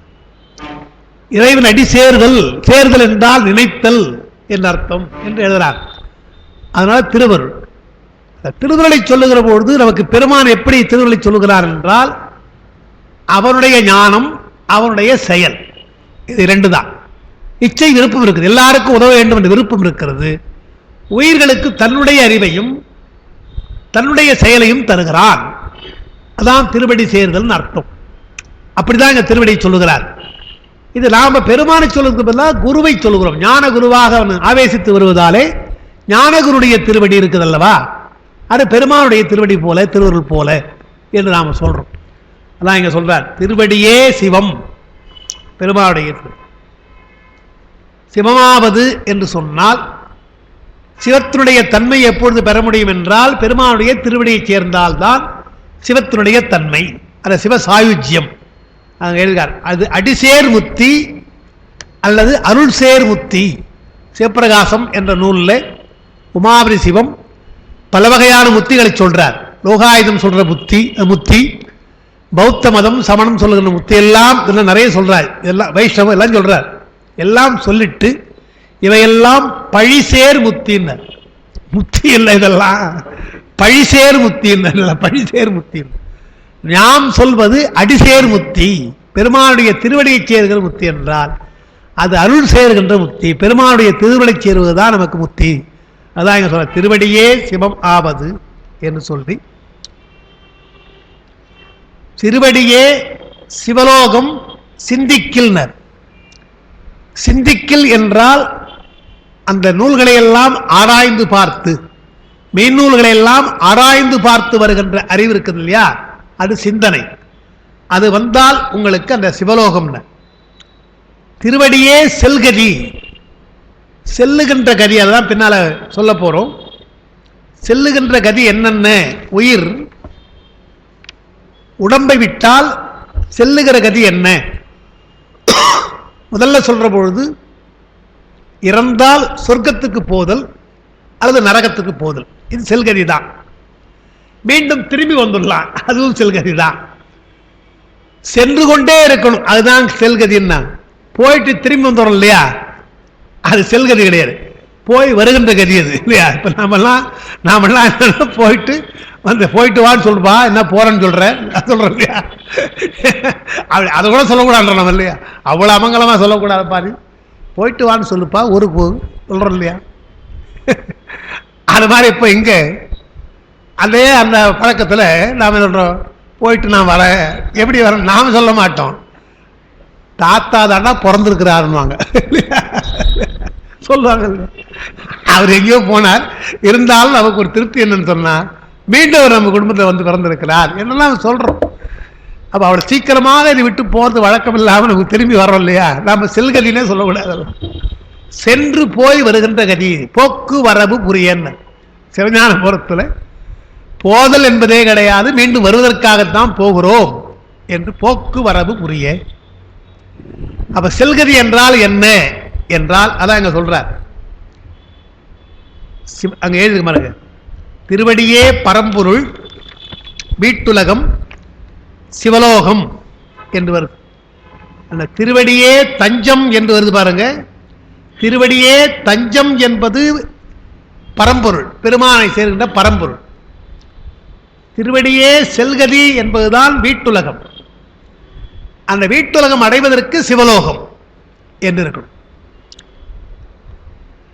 நாம் அப்படிதான் வச்சிருக்கோம். பரம்பொருள் அவனை அடைகின்ற இடம், அதான் முடிந்த நிலை, முடிநிலை. அந்த பரம்பொருளை செல்லுகிற போதுதான் வீட்டுலகம். வீட்டுலகத்திற்கு போவதற்கு சிவலோகம் என்று நாம் சொல்றோம். அதாங்க சொல்ற, சிவலோகம் சித்திக்கில் செல்கதிய செப்பில் திருவடியே தஞ்சம் என்று 3 வகையாக அதை சொல்லியிருக்கிறார். இப்ப அதை பக்கத்தில் இந்த 4ஆம் பக்கத்தில் கொஞ்சம் கொடுத்துருக்குறோம், அதை கொஞ்சம் பார்க்கலாம். திருவடி பேராற்றலுள் ஒரு கூறு, அதுவே பல்வுயிர்க்கும் பயன் தருவது. திருவடி என்பது திருவருள். உலகத்திற்கு பெருமானுடைய ஆற்றல் தான் உதவுகிறது. அது உயிர்களுக்கும் சடப்பொருளுக்கு எப்படி என்பதை நம்ம சொல்லுவோம். சைவ சித்தாந்தம் எப்படி சொல்லுது என்றால், சடப்பொருள்களை எல்லாம் இயக்குகிறது, சித்துப்பொருளை எல்லாம் அறிவிக்கிறது. அப்போ உலகத்தை அசைவிக்கிறது, உலகத்திலே இருக்கிற உயிர்களை அறிவிக்கிறது. இந்த 2ஆ சொல்லணும். அப்ப பெருமானுடைய அருள் ஆற்றல் உலகப் பொருள்களை அசைவிப்பதுமாக, அந்த அசைவித்தல் மூலமாக, அந்த செயல் மூலமாக உயிர்களுக்கு அறிவிக்கின்ற முறையாக இருக்கிறது என்று பார்க்கும். அதான் சக்தியே திருவடி, சக்தி தான் திருவடி. ஒன்று கிரியா சக்தி, இன்னொன்று ஞான சக்தி. இச்சை என்பது இரண்டிலும் கலந்திருக்கும். அந்த இச்சை பொது, செயல் செய்வதற்கும் அறிவதற்கும் பொதுவாக இருக்கும் இச்சை. அந்த இச்சை என்று சொல்றது தான் கிரியை, கிரியைன்னு சொல்றது தான் தீட்சை என்று நாம் சொல்றோம். தீட்சை பெற வேண்டும் என்று சொல்வதற்கு என்ன காரணம் என்று சொன்னால், பெருமானுடைய கிரியாசக்தி ஆன்மாவிலே பதிதல். நாம் பெருமானை புரிஞ்சுக்கிறோம், எல்லாம் செய்கிறோம். இப்போ பொதுவாக நமக்கு சைவ சித்தாந்தம் தெரியும், திருமுறைகள் தெரியும், எல்லா விஷயமும் தெரிஞ்சதுதான். நுட்பமாக நமக்கு தெரியுமா என்றால் மாதிரி புத்தகத்தை பார்த்தா முடியும் இல்லையா? பார்த்து பார்த்து படிச்சுக்கிறோம், அவ்வளோதான், மறந்து போகுது மறுபடியும் இல்லையா? அப்போ நுட்பமாக படிக்கணும். அப்போ மேலோட்டமாக பார்ப்பதும் என்பது நுட்பமாக பார்ப்பது என்று இருப்பது போல, பெருமானுடைய அருளை நாம் புரிந்து கொள்வது என்பது இது போல பொதுவாக தெரியும் நமக்கு. பெருமானுடைய அருள் நம்முடைய ஆன்மாவிலேயே பதிய வேண்டும் என்றால் தீட்சை என்றான். நுட்பமாக அவனை அறிய வேண்டும் என்றால் தீட்சை என்று சொல்றான். இந்த சொல்லை அதுக்கு தான் வைத்திருக்கிறான். தி சா என்று சொல்லி, சா என்றால் கெடுத்தல், தி என்றால் கொடுத்தல் என்று சொன்னாங்க. எதை கெடுக்கணும்? பாசத்தை கெடுக்கணும், ஞானத்தை கொடுக்கணும். அப்போ அவருடைய ஆன்மாவிலே பெருமானுடைய கிரியாசக்தி, அதான் தீட்சை, கிரியாசக்தி பதிகிறது, உபதேசமாக ஞானம் பதிகிறது என்று சொல்லி 3 நிலை சொல்லுவாங்க. நான் சொல்லியிருக்கிறேன். பாச நீக்கம் முதல்ல, அப்புறம் அவனுடைய பதிதல், பெருமானுடைய திருவருள் பதிதல், சக்தி பாலம் போல பதிதல் என்று, அதற்கு பின்னால் ஆனந்தத்து அழுத்துதல் என்று சொல்லி 3 நிலையாக தீட்சை சொல்வார். பாச நீக்கம் என்பதற்குத்தான் நயன தீட்சை, ஸ்பர்ச தீட்சை எல்லாம். அது அஞ்ஞானத்தை கெடுத்தல், ஞானத்தை கொடுக்கணும், உபதேசத்தினாலே ஞானத்தை கொடுக்கணும். அதுதான் சாத்திர தீட்சை, வாசக தீட்சை என்று சொல்றார். இது இரண்டும் முடிந்த பின்னால் பெருமானுடைய ஆனந்தத்திலே அழுத்துதல், அதுதான் திருவடி தீட்சை என்று 3 வகையாக நமக்கு வைத்ததுக்கு அதுதான் காரணம். பெருமானுடைய ஞான சக்தியும் கிரியாசக்தியும் முழுமையாக ஆன்மாவிலே பதிய வேண்டும் என்று நாம் வாங்குகிற தீட்சை முறை, அது ஒரு மரபு என்று நாம் சொல்றோம். இன்றைக்கு தீட்சை செய்யலாமா வேண்டாமா என்று சிலர் கேட்கிறார்கள். அது ஒரு மரபு. நாம் நிச்சயமாக அந்த முறையோடு செய்ய வேண்டும் என்றால் தீட்சை வேண்டும் என்றுதான் எல்லா திருமுறைகளும் இப்படி இருக்குது பார்க்கிறோம். சேக்கிழார் பல இடங்களில் அதை குறிப்பாக சொல்லுகிறார் என்றும் பார்க்கிறோம். அதை அந்த தீட்சை முறையை சொல்லுகிறார் பார்க்கிறோம். அதான் இங்க சொல்றார். அப்போ கிரியாசக்தி ஞானசக்தி இரண்டும் கலந்திருப்பது. இந்த நற்றாள் கற்றதனால் ஆய பயன் அவங்களுக்கு சொல்லியிருக்கேன், அது நற்றாளுக்காக சொல்லியிருக்கிறேன். திருநாவுக்கரசருடைய திருவடி திருத்த திருவிருத்தங்கள், திருவடி திருத்தாண்டகங்கள் பார்க்க வேண்டும். அவருடைய பாட்டில் பார்த்தீங்கன்னா திருவடியை நிறைய பாடுறார், திருவடி திருத்தாண்டகமே தனியாக பாடியிருக்கிறார் என்று தெரியுது. அப்புறம் ஒரு பாட்டு திருவம்பாவினுடைய இறுதி பாடல், திருவடியே 5 தொழில் செய்வதாக கூறும். திருவடிக்கு என்னெல்லாம் இருக்குன்னு சொல்றார். திருவடியினுடைய செயல்லாம் சொல்ற பொழுது திருமுறைகளில் 5 தொழில் போற்றி அந்த கடைசி பாட்டு இருக்கு இல்லையா, போற்றி அருளின் ஆதியாம் பாதமலர், அந்த பாட்டில் 5 தொழிலும் அதில் சொல்லப்படுகிறதுன்னு பார்க்குறோம். இந்த அது மட்டுமல்ல, திருமுறைகளே எங்குமே நமக்கு திருவடி பெருமைதான் கூடுவார்கள் என்று எழுதுறாங்க. அதுக்கு ஒரு பாட்டு அப்பா சொல்லலை, நம்ம எடுத்து போடணும்னு எடுத்து போட்டிருக்கேன்.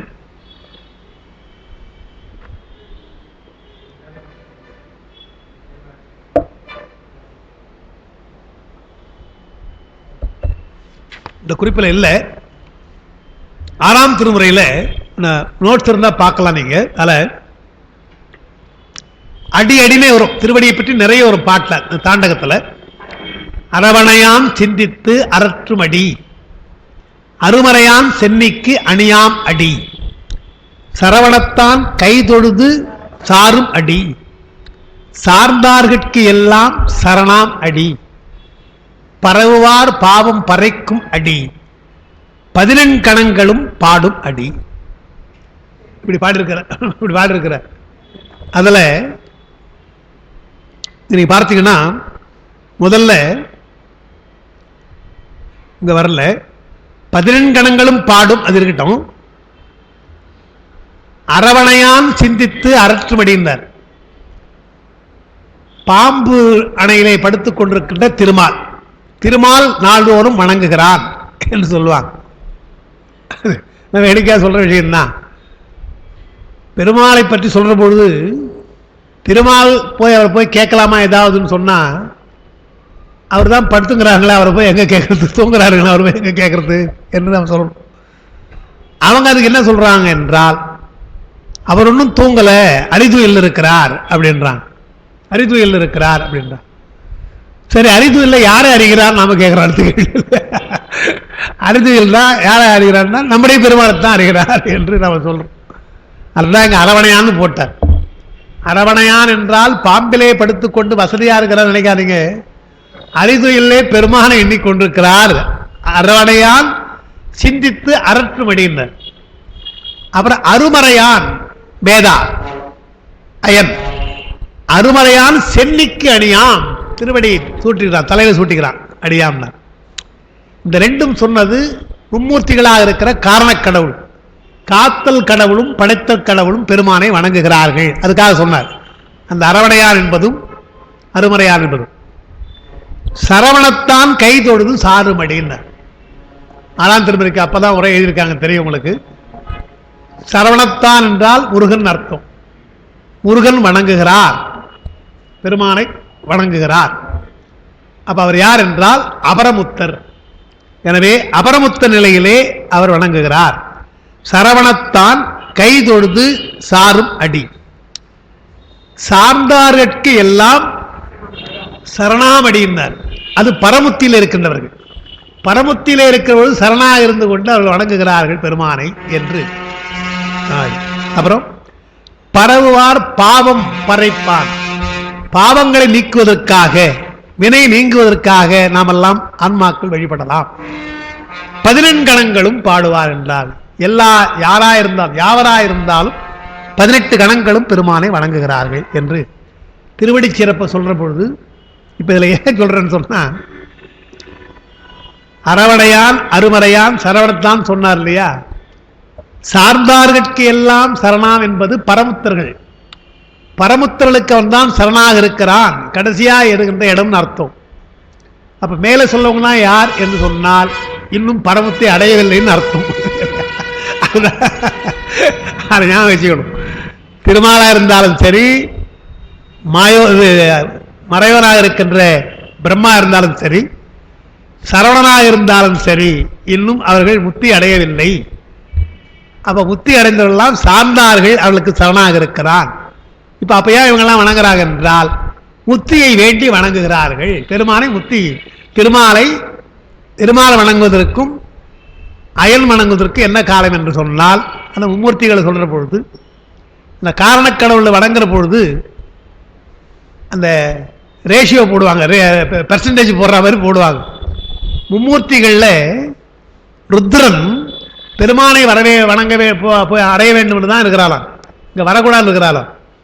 எனவே அவர் பிரளயாகலராக இருக்கிறார். எனவே விஞ்ஞானகராக போய் பின்னால் அவர் போயிடுவார், அபரமுத்தி போய் போயிடுவார். இந்த 2 பேர் இருக்காங்களே, திருமாலும் பிரம்மனும். பிரம்மன் முடிவே பண்ணிட்டான், மறுபடியும் பிறக்கணும்னு முடிவு பண்ணிட்டான். அவனுக்கு இதுக்குள்ள முத்தி வேண்டாம் என்று நிச்சயமாக இங்கெல்லாம் வரணுன்றதுக்காக அவன் பெருமானை அவ்வளவு அதுக்காக வணங்குறது கிடையாது.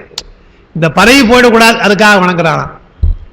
திருமால் கூட எப்படின்னா உண்மையான பக்தி உண்டவருக்கு, ஆனா கொஞ்சம் வேண்டுகோளோட பக்தியா இதுவா இருந்தா, இதெல்லாம் வித்தியாசம். அதனால திருமாலும் பிரம்மணமாக இருக்கின்றவர்கள் நிச்சயமாக மீண்டும் பிறப்பார்கள்.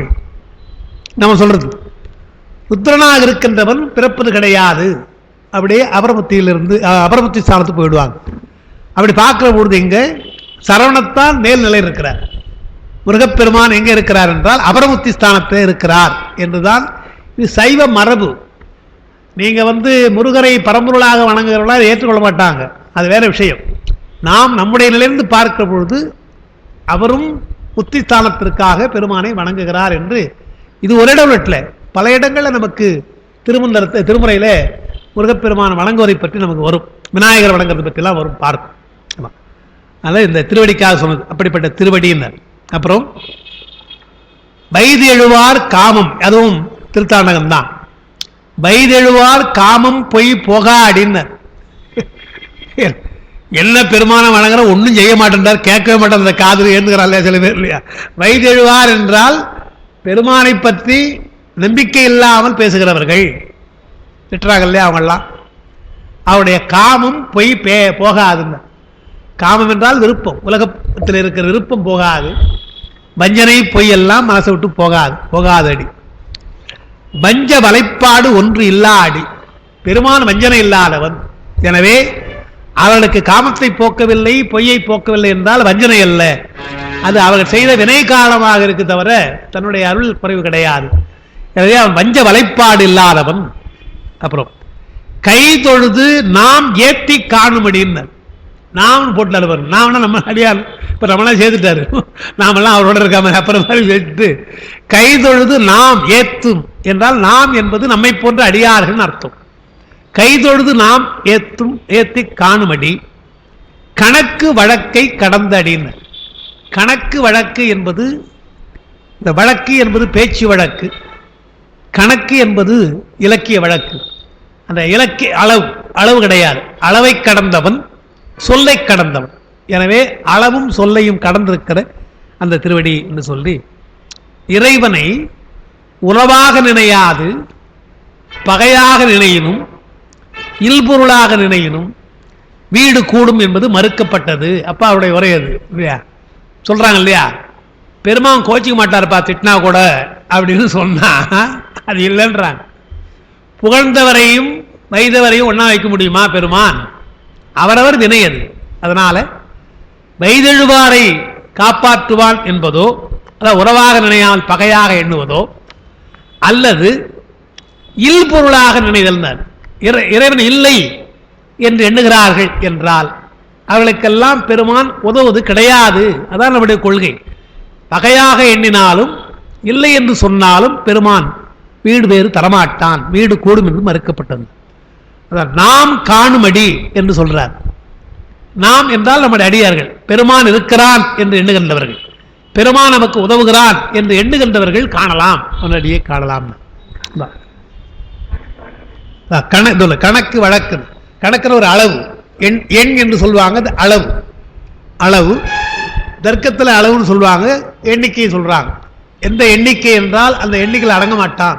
நீள அகலம் சொல்றாரு நம்முடைய யார் அறிவார் அகல அண்ணனுடைய அகல நீளம் இல்லையா, அதுபோல எண்ணும் கணக்கெல்லாம் அவனுக்கு கிடையாது. அளவு கடந்தவன், சொல்லும் கடந்தவன் என்றதுனால மனம்பாக்கு கடந்தவன் என்பதை இப்படி கணக்கு வழக்கு கடந்தவன் என்று சொல்றாங்க. நான் எழுதியிருக்கேன், மனம்பாசகம் கடந்தான் சொல்றேன். அப்பர் பெருமான் 4ஆம் திருமுறையில் அதை சொல்லுகிறார். பெருமானுடைய திருவடிகள்லாம் சொல்ற பாட்டு அதெல்லாம், அதுக்காக ஒரு சில பாட்டு எடுத்து கொடுத்துருக்கேன். நிறைய பாட்டு உண்டு, சில எடுத்து கொடுத்துருக்கேன். எழுவாய் இருவாய் இலாதன வெங்கண் பிணி தவிர்த்து வழுவா மருத்துவம் ஆவன மாநரக குழிவாய் விழுவார் அவர் தம்மை வீழ்ப்பன மீட்பனர் மிக்க அன்போடு அழுவார்க்கு அமுதங்கள் காண்க ஐயாரன் அடித்தளமே. என்ன சொல்றார் அதுல? எழுவாய் இருவாய், ஆதி அந்தம். நல்ல வார்த்தை. எழுவாய் இருவாய், ஆதி அந்தம் இல்லாதவன். வெங்கண் பிணி தவிர்த்து, நம்முடைய பிறவியாகிய பிணியை தவிர்த்து, வழுவா மருத்துவம் ஆவன, மருந்து வேண்டில் இவை மந்திரங்கள் இவை மருந்துமாகி தீரா நோய் திருத்திருளவல்லான் நான் சொல்றோம் இல்லையா. அப்ப மருத்துவமாக ஆகிறான், அவன் டாக்டராக இருக்கிறான். வழுவா மருத்துவம் ஆவன. அப்புறம் தான் முக்கியமாக சொன்னார், மாநரக குழிவாய் விழுவார் அவர் தன்மை வீழ்ப்பன மீட்பனர். வினை பாவம் செய்தால் கொண்டு போய் தள்ளிடுவாராம், நரக குழி தள்ளுவார். நம்முடைய மாணிக்கவாசகர் சொல்றா இல்லையா, கொள்ளேன் புறந்தரன் மாலையின் வாழ்வுல நல்லேன் எனது அடியாரோடல்லால் நரகம் புகினும் எள்ளேன்னர். பெருமானே திருவுருளால் இருக்க பெற்றால், இல்லப்பா நீ செய்த தப்புக்கு நரகம்தான் நீங்க சொல்லுங்க, நான் போறேன்றார் இல்லையா, நீங்க சொல்லுங்க. எனவே நரகத்திலே கூட பெருமான் தள்ளுகிறான, தண்டனை கொடுத்து தான் அவன் செய்வான் என்பதனால தூய்மைப்படுத்துவான் பார்க்கும். எனவே வீழ்ப்பனர், வீழ்ப்பன என்றால் வீழ்த்துவான் கொண்டு போய். அதே போல மீட்பான் என்றால் நரகக்கூடியிருந்து நம்மை மீட்கிறான் என்று சொல்ற. மிக்க அன்போடு அழுவார்னர். அழுகுதல் எத்தனையோ அழுகு இருக்கு இல்லையா, அழுங்கல்வர் தொழுங்கல்வர்ன்ற மாதிரி சும்மா அழுறாங்க சில பேர். இல்லை அது அழுதால் உன்னை பெறலாமே சொல்ற மாதிரி இல்லை இல்லையா. மிக்க அன்போடு அழுவார்க்கு அமுதங்கள் காண்க ஐயாரன் அடித்தளமே என்ன. கழித்து கலந்ததோர் காதல் கசிவொடு காவிரிவாய் குளித்து தொழுது முன்னின்ற பத்தரை கோயில் செந்தேன் தெளித்து சுவையமது ஊட்டி அமரர்கள் சூழிருப்ப அழித்து பெருஞ்செல்வமாக்கும் ஐயாரன் அடித்தளமே. அமரர்களெல்லாம் சூழும்படியான ஒரு பெரும் செல்வத்தை நமக்கு தருவான். அப்படிப்பட்ட திருவடி என்று திருவடியே சிவமாவது என்ற அந்த திருமந்திரத்திற்கு திருமுறைகளில் எழுதப்போது நிறைய பாடல்கள் திருவடியை பற்றிய நமக்கு நிறைய வந்திருக்கின்றன. ஒரு சில பாட்டு அதுக்காக தான் அந்த பாட்டை சொன்னது. அது உங்களுக்கு அந்த நோட்ஸில் இருக்கும், பார்க்கலாம். அடுத்த பாடல் இது ரொம்ப எல்லாருக்கும் தெரிந்த பாட்டு, அது அடிக்கடி சொல்ற பாட்டு. தெளிவு குருவின் திருமேனி காண்டல், தெளிவு குருவின் திருநாமம் செப்பல், தெளிவு குருவின் திருவார்த்தை கேட்டல், தெளிவு குரு ஒரு சிந்தித்தல் தானே. இந்த பாட்டில் முதலாவதாக 2 செய்தி தெரிஞ்சுக்கணும். முதல் செய்தி, தெளிவு என்பதற்கு நம்பிக்கைன்னு அர்த்தம். ஒரு கருத்து தெளிவுன்னு அர்த்தம் கிடையாது. தெளிவு என்றால் நம்பிக்கை. இந்த ஞானகுரு தனக்கு வழிகாட்டுவான் என்கின்ற நம்பிக்கை. அந்த குருவை எப்படி நான் நம்பணும்? குரு பக்தி என்று சொல்றாங்க, அது நாம நம்பணும். ஒரு குருவாக கொண்டுட்டோம்னு சொன்னா அவரையே சிவமாக எண்ணுதல். நமக்கு சாத்திரங்களையும் சரி, சாத்திரம் எழுதியவருடைய வரலாற்றிலும் பார்த்தீங்கன்னா தெரியும். மெய்கண்டார் சகலாகம பண்டிதர் பார்த்து கயிறு சார்த்தி பிறந்த குழந்தை.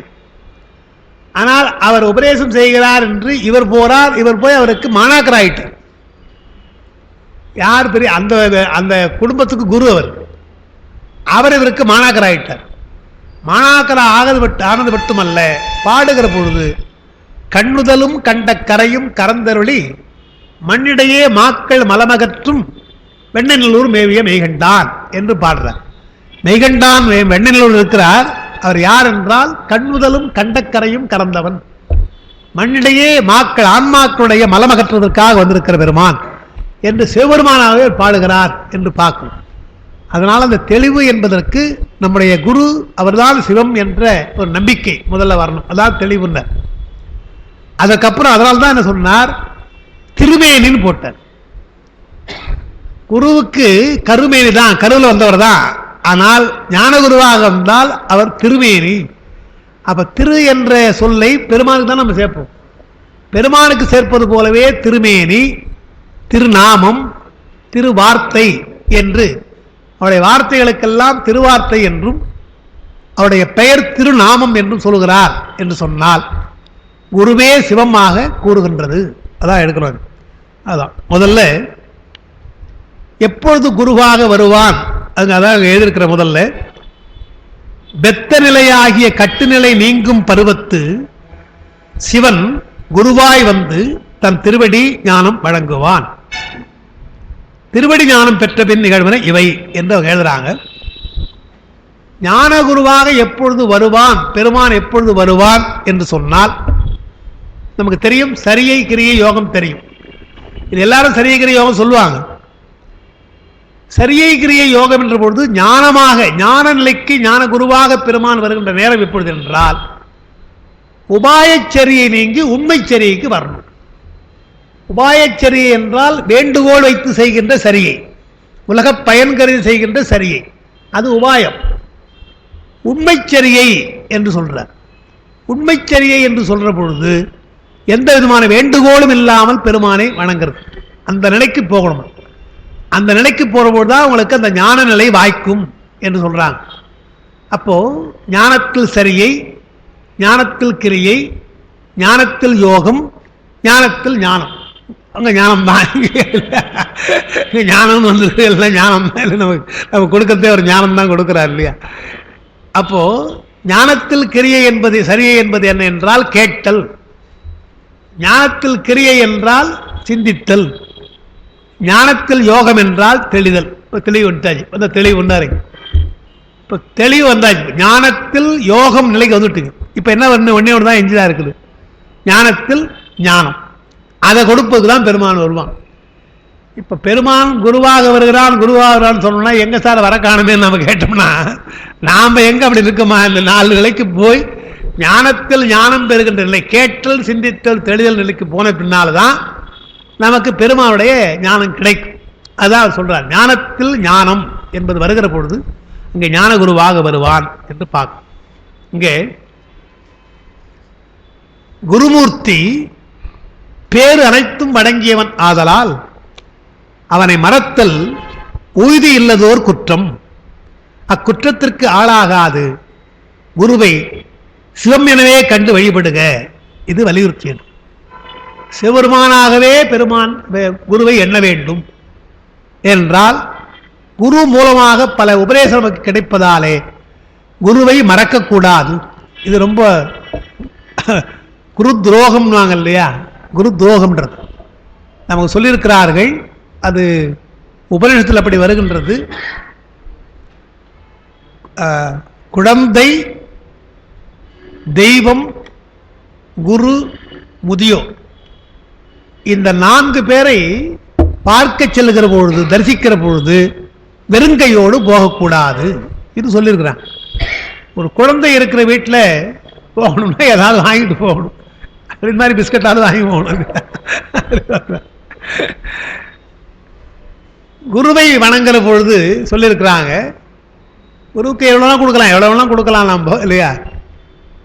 எதுவுமே இல்லாத அவசரமாக போய் பார்க்குறோம்னா என்ன பண்ணணும்னு சொன்னா, ஒரு சுள்ளி சமித்துன்றாங்க, சமித்து கொண்டு போகலாம், தப்பு இல்லைன்றாங்க.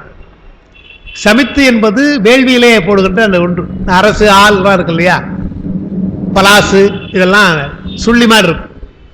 அதை கொண்டு போய் கொடுக்கலாமா குரு கிட்ட. குரு கோச்சிக்கூடாதுன்னா இதைத்தான் கோச்சிக்கூடாது இல்லையா? அது கையுறையாக ஏதாவது வெறுங்கையோட போகக்கூடாது கொடுக்கணுமா அடிப்படையாக. இப்போ சில பேர் எலுமிச்சம்பழம் வாங்கி போகிறாங்க இல்லையா அவசரத்துக்கு, ஒன்றும் இல்லாததுக்கு. அந்த மாதிரி அது ஏன் அதை கொடுக்கணுன்றதுக்கு விளக்க எழுதுறாங்க. அந்த குச்சி உறந்து போய் கிடக்குது இல்லையா, அது போல சீடன் சொல்றான், குருவே எந்த பசையும் எனக்கு கிடையாது, பற்றற்று இருக்கிற பாருங்க என்பதற்காக அதை சொல்லி கொடுக்குறான். ஒன்றும் கிடையாது, பற்றற்று இருக்கிறேன் என்பதற்காக. அது ஒன்று. 2வது, அன்னைக்கு சொன்னேன், சொல்லிதான் சீக்கிரம் பற்றிக்கும் இல்லையா, நெருப்பில் அதான் பற்றிக்கொள்ளும். எனவே உங்களுடைய உபதேசத்தை நான் சீக்கிரமா பிடிச்சுக்குவேன் என்பதற்குத்தான் அந்த சொல்லி நீங்க சொல்லலாம். 3வது, இது யாகத்திற்கு உதவும், உங்களுடைய வழிபாட்டிற்கு இது உதவும் அல்லவா என்று தன்னுடைய பற்றற்ற நிலை, தான் உபதேசத்தை வாங்குகின்ற அந்த தீவிர நிலை, அது பெருமானுடைய வழிபாட்டிற்கு, யாகத்திற்கு, வழிபாட்டுக்கு, குருவுக்கு உதவுது என்று இதெல்லாம் ஒரு சமித்தையாவது கொண்டு செல்ல வேண்டும் என்று சொல்லியிருக்கிறான். அப்படி குருவை எண்ண வேண்டும்ன்றான். அதான் இங்க சொல்றார், குருவை சிவமாகவே கருத வேண்டும். கோயிலுக்கு செல்லுகிற பொழுது பெருமானை வணங்குவதற்கு ஏதாவது ஒன்று கொண்டு போகும், நம்ம அடிப்படையாக கொண்டு போகும். அப்பா சொல்லியிருக்கிறாங்க, நம்ம வீட்டில் தென்னை மரம் இருக்குது, தேங்காய் எடுத்து போகலாம். நம்ம வீட்டில் வாழை மரம் இருக்குது, வாழை மரம் எடுத்து போகலாம். அது கூடாதுன்னுவாங்க. நம்ம வீட்டில் இருக்கிறது கொண்டு போய் கொடுக்குற ரைட் தான், தப்பில்லை. ஆனால் கோயிலுக்குள்ளே, வளாகத்துக்குள்ளே வைக்கிறாங்க இல்லையா, அவங்க அதுதான் வச்சுட்டு இருக்காங்க. அவங்களுக்கு வேற பர்பஸே கிடையாது. அவங்க பூவாக இருந்தாலும் சரி, பழமாக இருந்தாலும் சரி, எல்லாம் பெருமானுக்கு தான் வச்சிருக்காங்க.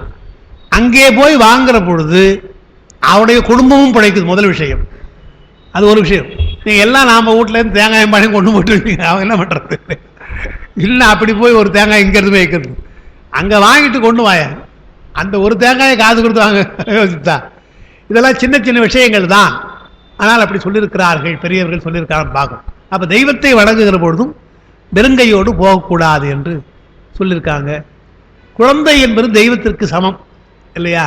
எந்த விதமான களங்கமும் இல்லாமல் இருக்கின்ற குழந்தை, அந்த குழந்தை தெய்வத்துக்கு சமமாக இருப்பதாலே நான் வெறுங்கையோடு போகக்கூடாது. குரு தெய்வத்திற்கு சமமாக இருப்பதாலே வெறுங்கையோடு போகக்கூடாது எல்லாம் நம்ம சொல்லியிருக்காங்க. அதான் அங்கே சொல்றார், குருவின் திருமேனி, திருமேனின்னு போட்டார் இல்லையா, அது மாயா உடம்பல்ல, அருள் திருமேனி. திருநாமம் அது 5 எழுத்துக்கு இணையானது. குருவுடைய திருநாமம் 5 எழுத்துக்கு இடையானது. நாங்கள் எழுதுனா இல்லை தெரியல.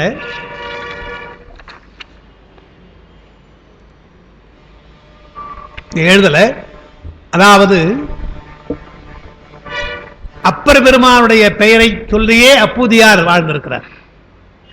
திருநிலண்ட குயவனார் திருநிலகண்டம் என்றே சொல்லி வாழ்ந்திருக்கிறார். அவர் முக்தி பெற்றிருக்கிறார்.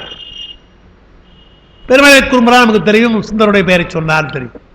அப்போ அவருடைய பெயரெல்லாம் குருதானே, குருதான அவரெல்லாம் நமக்கு அந்த நாமத்தை நாம் சொல்லலாம். இப்ப எடுத்து நம்ம பூழியர்கள் எப்பொழுது சொல்றோம், தேவாரம் பாடுவதற்கு முன்னாலே பூழியர்கள் என்று தம்பி ஏன் பாடுற, அது மந்திரம். அவருடைய நாமம் கூட நமக்கு பெருமாளுடைய நாமம் போல. எனவே குருனுடைய பெயரை சொல்வது என்பது திருநாமம் என்று, அது அஞ்செழுத்துக்கு இணையானது என்று பார்க்கும்.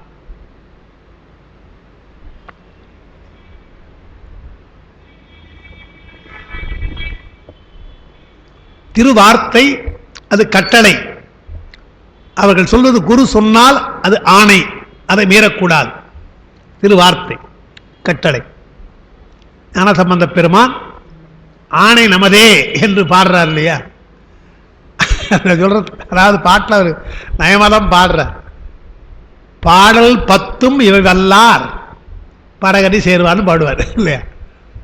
10 வல்லார்னு சொன்னா நாம என்ன நினைச்சிடறோம், 10 பாட்டை மனப்பாடம் பண்றதுன்னு நினைச்சிடறோம் இல்லையா. 10 பாட்டையும் மனப்பாடம் பண்றது தப்பில்லாமன்றோம். 10 பாடல் சொன்னபடி நடக்க வல்லார்னு அர்த்தம் அதுக்கு, பாட வல்லார் அர்த்தம் கிடையாது. அந்த பாட்டில் என்ன சொல்லியிருக்கிறாங்களோ, அதாவது உரையினில் வந்த பாவம், உணர் நோய்கள், உம்ம குற்றம், தீங்கு உலகில் வரையிலாமை செய்து, வரையிலாமல் எல்லையில்லாமல் செய்தார், அவை தீரும் வண்ணம் மிக ஏத்தி நித்தம் பணிமின்.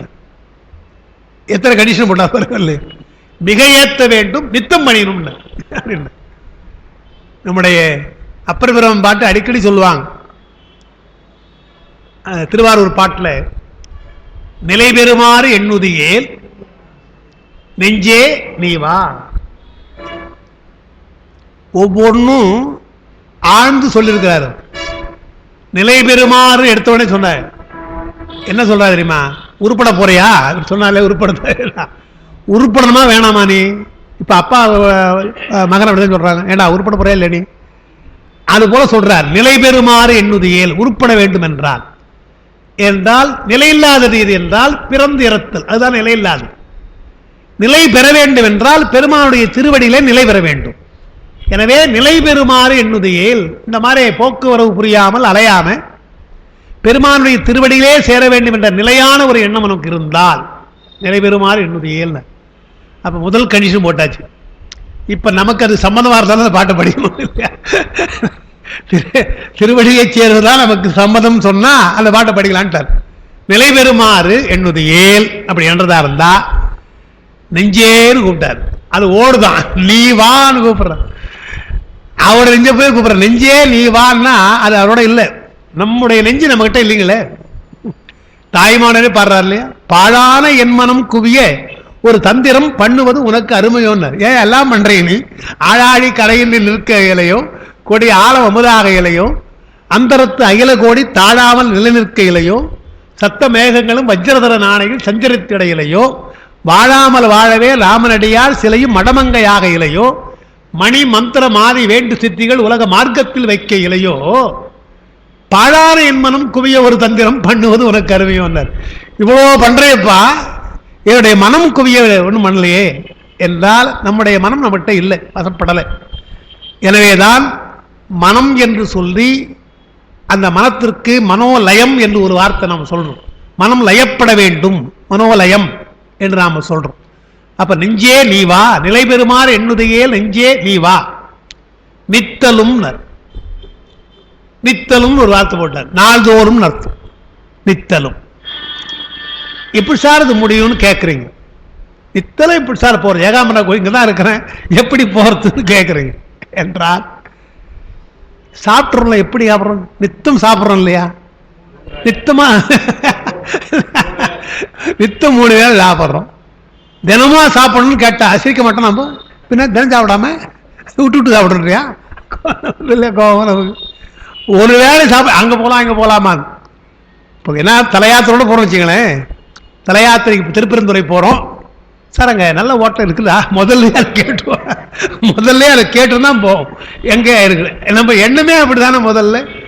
அப்ப நித்தலும் சில காரியம் செய்யற இல்லையா, நீ விடாம செய்யற இல்லையா? இதை மட்டும் ஏன் நித்தலும் கேட்கிறேன்? நித்தலும் எம்பிரானுடைய கோயில் தான்.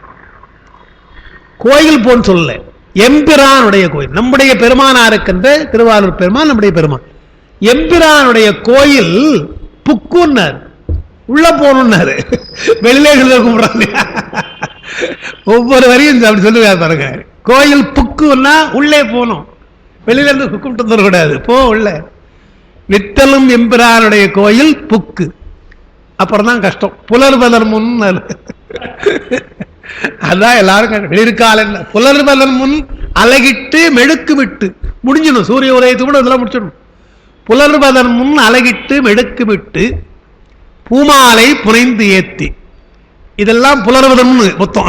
பூமாலை புனைந்து ஏத்தி புகழ்ந்து பாடி, அப்புறம் அலைபுலல் சேர் செஞ்சடு ஆதி என்றும் ஆரூரா என்றென்றும் அலரான் இல்லை.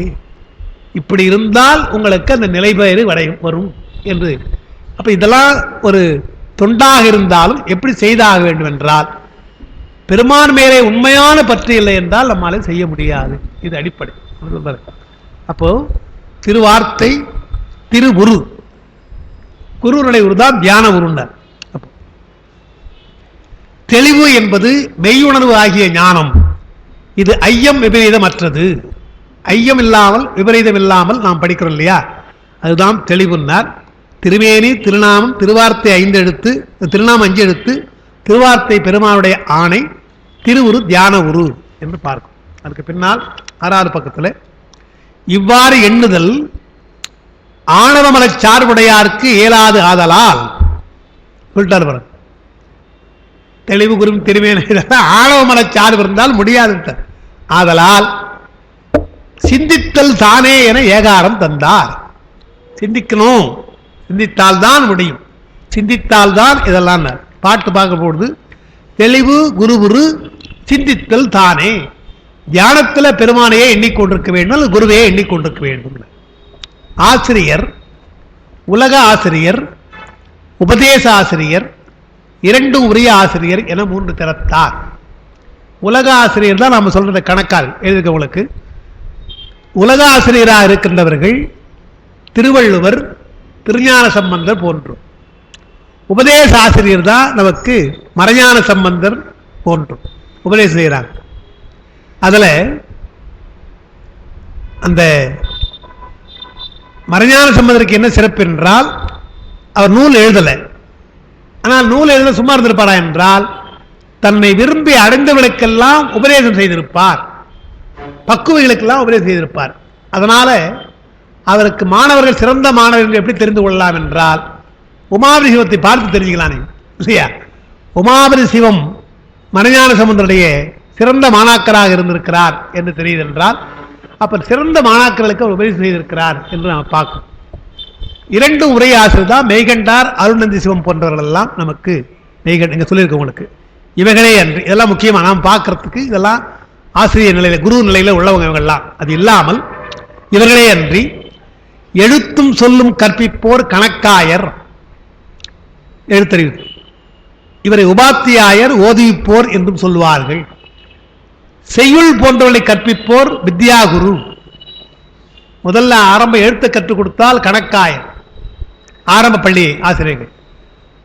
நல்ல உயர்ந்த இலக்கியங்கள்லாம் கற்றுக் கொடுக்குறாங்க, அவங்களாம் வித்யாகுரு என்று சொன்ன. அப்புறம் மனவினை பிற்கடன் ஆற்றுவோர் பார்ப்பார் ஐயர் குலகுருவாக விளங்குகின்றவர்கள், அவர்களெல்லாம் புரோகிதர். இவர்களெல்லாம் தெய்வ குற்றம் நீங்க கடனாற்றுவார்கள். இதெல்லாம் அந்த குருவுடைய வகை. நோட்ஸ் இருக்கு, அதை படிச்சுக்கிறேன் நான். இப்போ சமய விசேட திக்கைகளால் சிவ வழிபாடு செய்ய பணித்தால் அவர்கள் கிரியா குரு. குருவுரை இத்தனை வகை. சமய விசேட தீட்சை செய்தால் உரியார். சமய தீக்கை என்பது சிவதன்மம், அதாவது சரியகிரி. விசேட தீக்கை சிவயோகம். இவற்றால் பாசமறுத்து நிர்வாண தீட்சை வழியே சிவன் திருவடி ஞானம் உணர்த்துவோர் ஞானகுரு, அவர் ஞானாசிரியர். அதுதான் சொல்றாருங்க. இந்த தெளிவு குருவின் திருநாமம் செப்பல் என்று சொன்னால் இத்தனை ஆசிரியர்களும் கடந்து உலக ஆசிரியர், உபதேசாசிரியர், இரண்டும் உரியவர்கள், கணக்காயர், வித்யாகுரு, கணக்காயர்கள் வித்யாகுரு, புரோகிதர், கிரியாகுரு, அதற்கு பின்னால் யோக குரு, அதெல்லாம் கடந்து ஞானகுரு, ஞானாசிரியர் என்று வரணும். அதனால்தான் நம்ம சைவ மடங்களில் ஆதீன கர்த்தரை சொல்கிற பொழுது இந்த பட்டத்தில் எழுந்திருக்கின்ற ஸ்ரீலஸ்ரீ குருமகா சன்னிதானம் சொல்கிற பொழுது ஞானாச்சாரிய பரமாச்சாரியர் ரெண்டும் சொல்லுவாங்க. ஞானாசிரியனாக இருக்கின்றான், அவன் தான் பரமாச்சாரியர், அவருக்கு அவரை விட வேளாளர் கிடையாதுன்னு பரமாச்சாரியர் சொல்லி அந்த ஞானத்தை போதிக்கின்றவர்கள் என்பதைத்தான் இங்கே தெளிவு குருவின் திருநாமம் செப்போர் சொன்னார். அதில் அப்போ அதை எழுதியிருக்காங்க, மேற்குறித்தோர் ஒருவரில் ஒருவர் உயர்ந்தோர், கொஞ்சம் கொஞ்சமாக பார்க்கணும், ஒவ்வொருவர்களும் உயர்ந்தவர்களாக இருக்கிறார்கள் என்று சொல்லி, ஆயினும் அனைவரிலும் மேம்பட்டோர் ஞானகுரு, எல்லாருக்கும் மேலாக இருக்கிறவர் ஞானகுரு, இவரிடமே சிவன் ஆசானாயில் இருப்பான். மற்றவர்கள் தான் இருக்கிறான், இருந்தாலும் இவனிடத்தில் தான் ஆவேசித்து அந்த உபதேசத்தை சொல்லுகின்ற நிலையிலே அவன் இருப்பான். எனவேதான் குருவே சிவம் என்றால் ஞானகுருவே சிவம் என்று ஞாபகம் வச்சுக்கணும். குருன்னு பாட்டில் வருது, குருவே சிவம் என்று சொன்னால் ஞான குருவே சிவம் என்று நாம் கொள்ள வேண்டும். எழுத்தறிவித்தவன் இறைவனாகும் என்பது உபசார வழக்கு. சொல்றோம் எழுத்தறிவித்தவன், அது உபசாரமாக சொல்றதான்.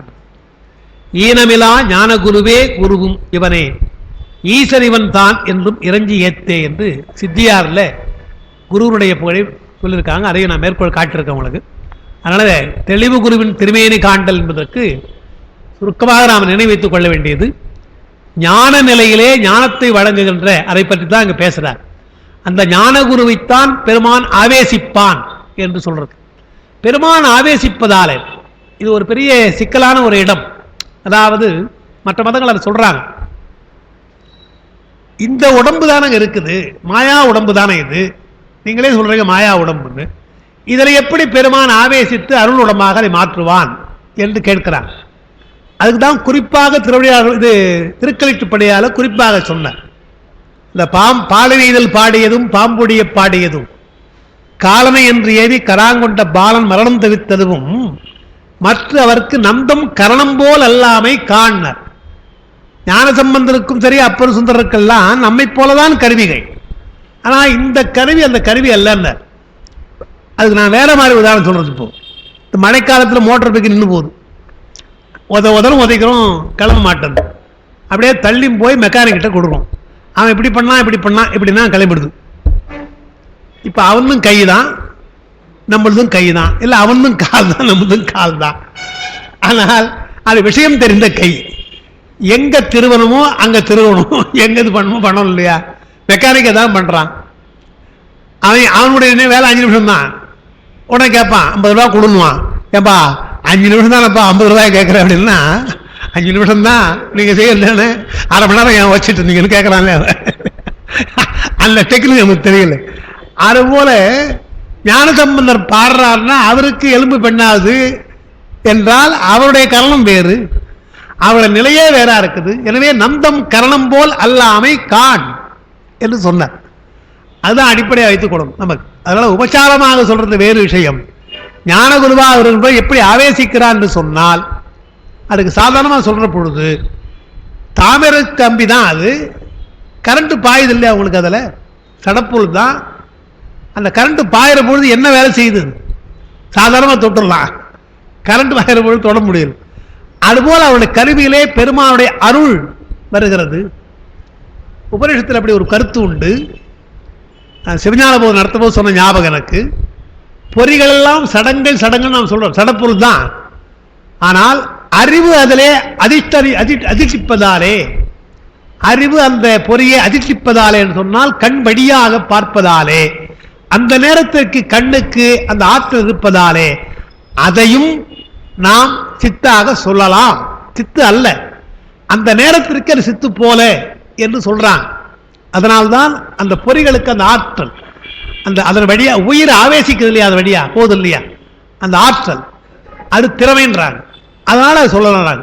அதுக்கு உதாரணம் என்ன சொல்றாங்க என்றால், ஒரு பெரிய பானை இருக்குது, பானையில துவாரத்தை துளையை உண்டாக்கணும், நிறைய துளையை உண்டாக்கிட்டு அது உள்ள விளக்கு வச்சிடணும்.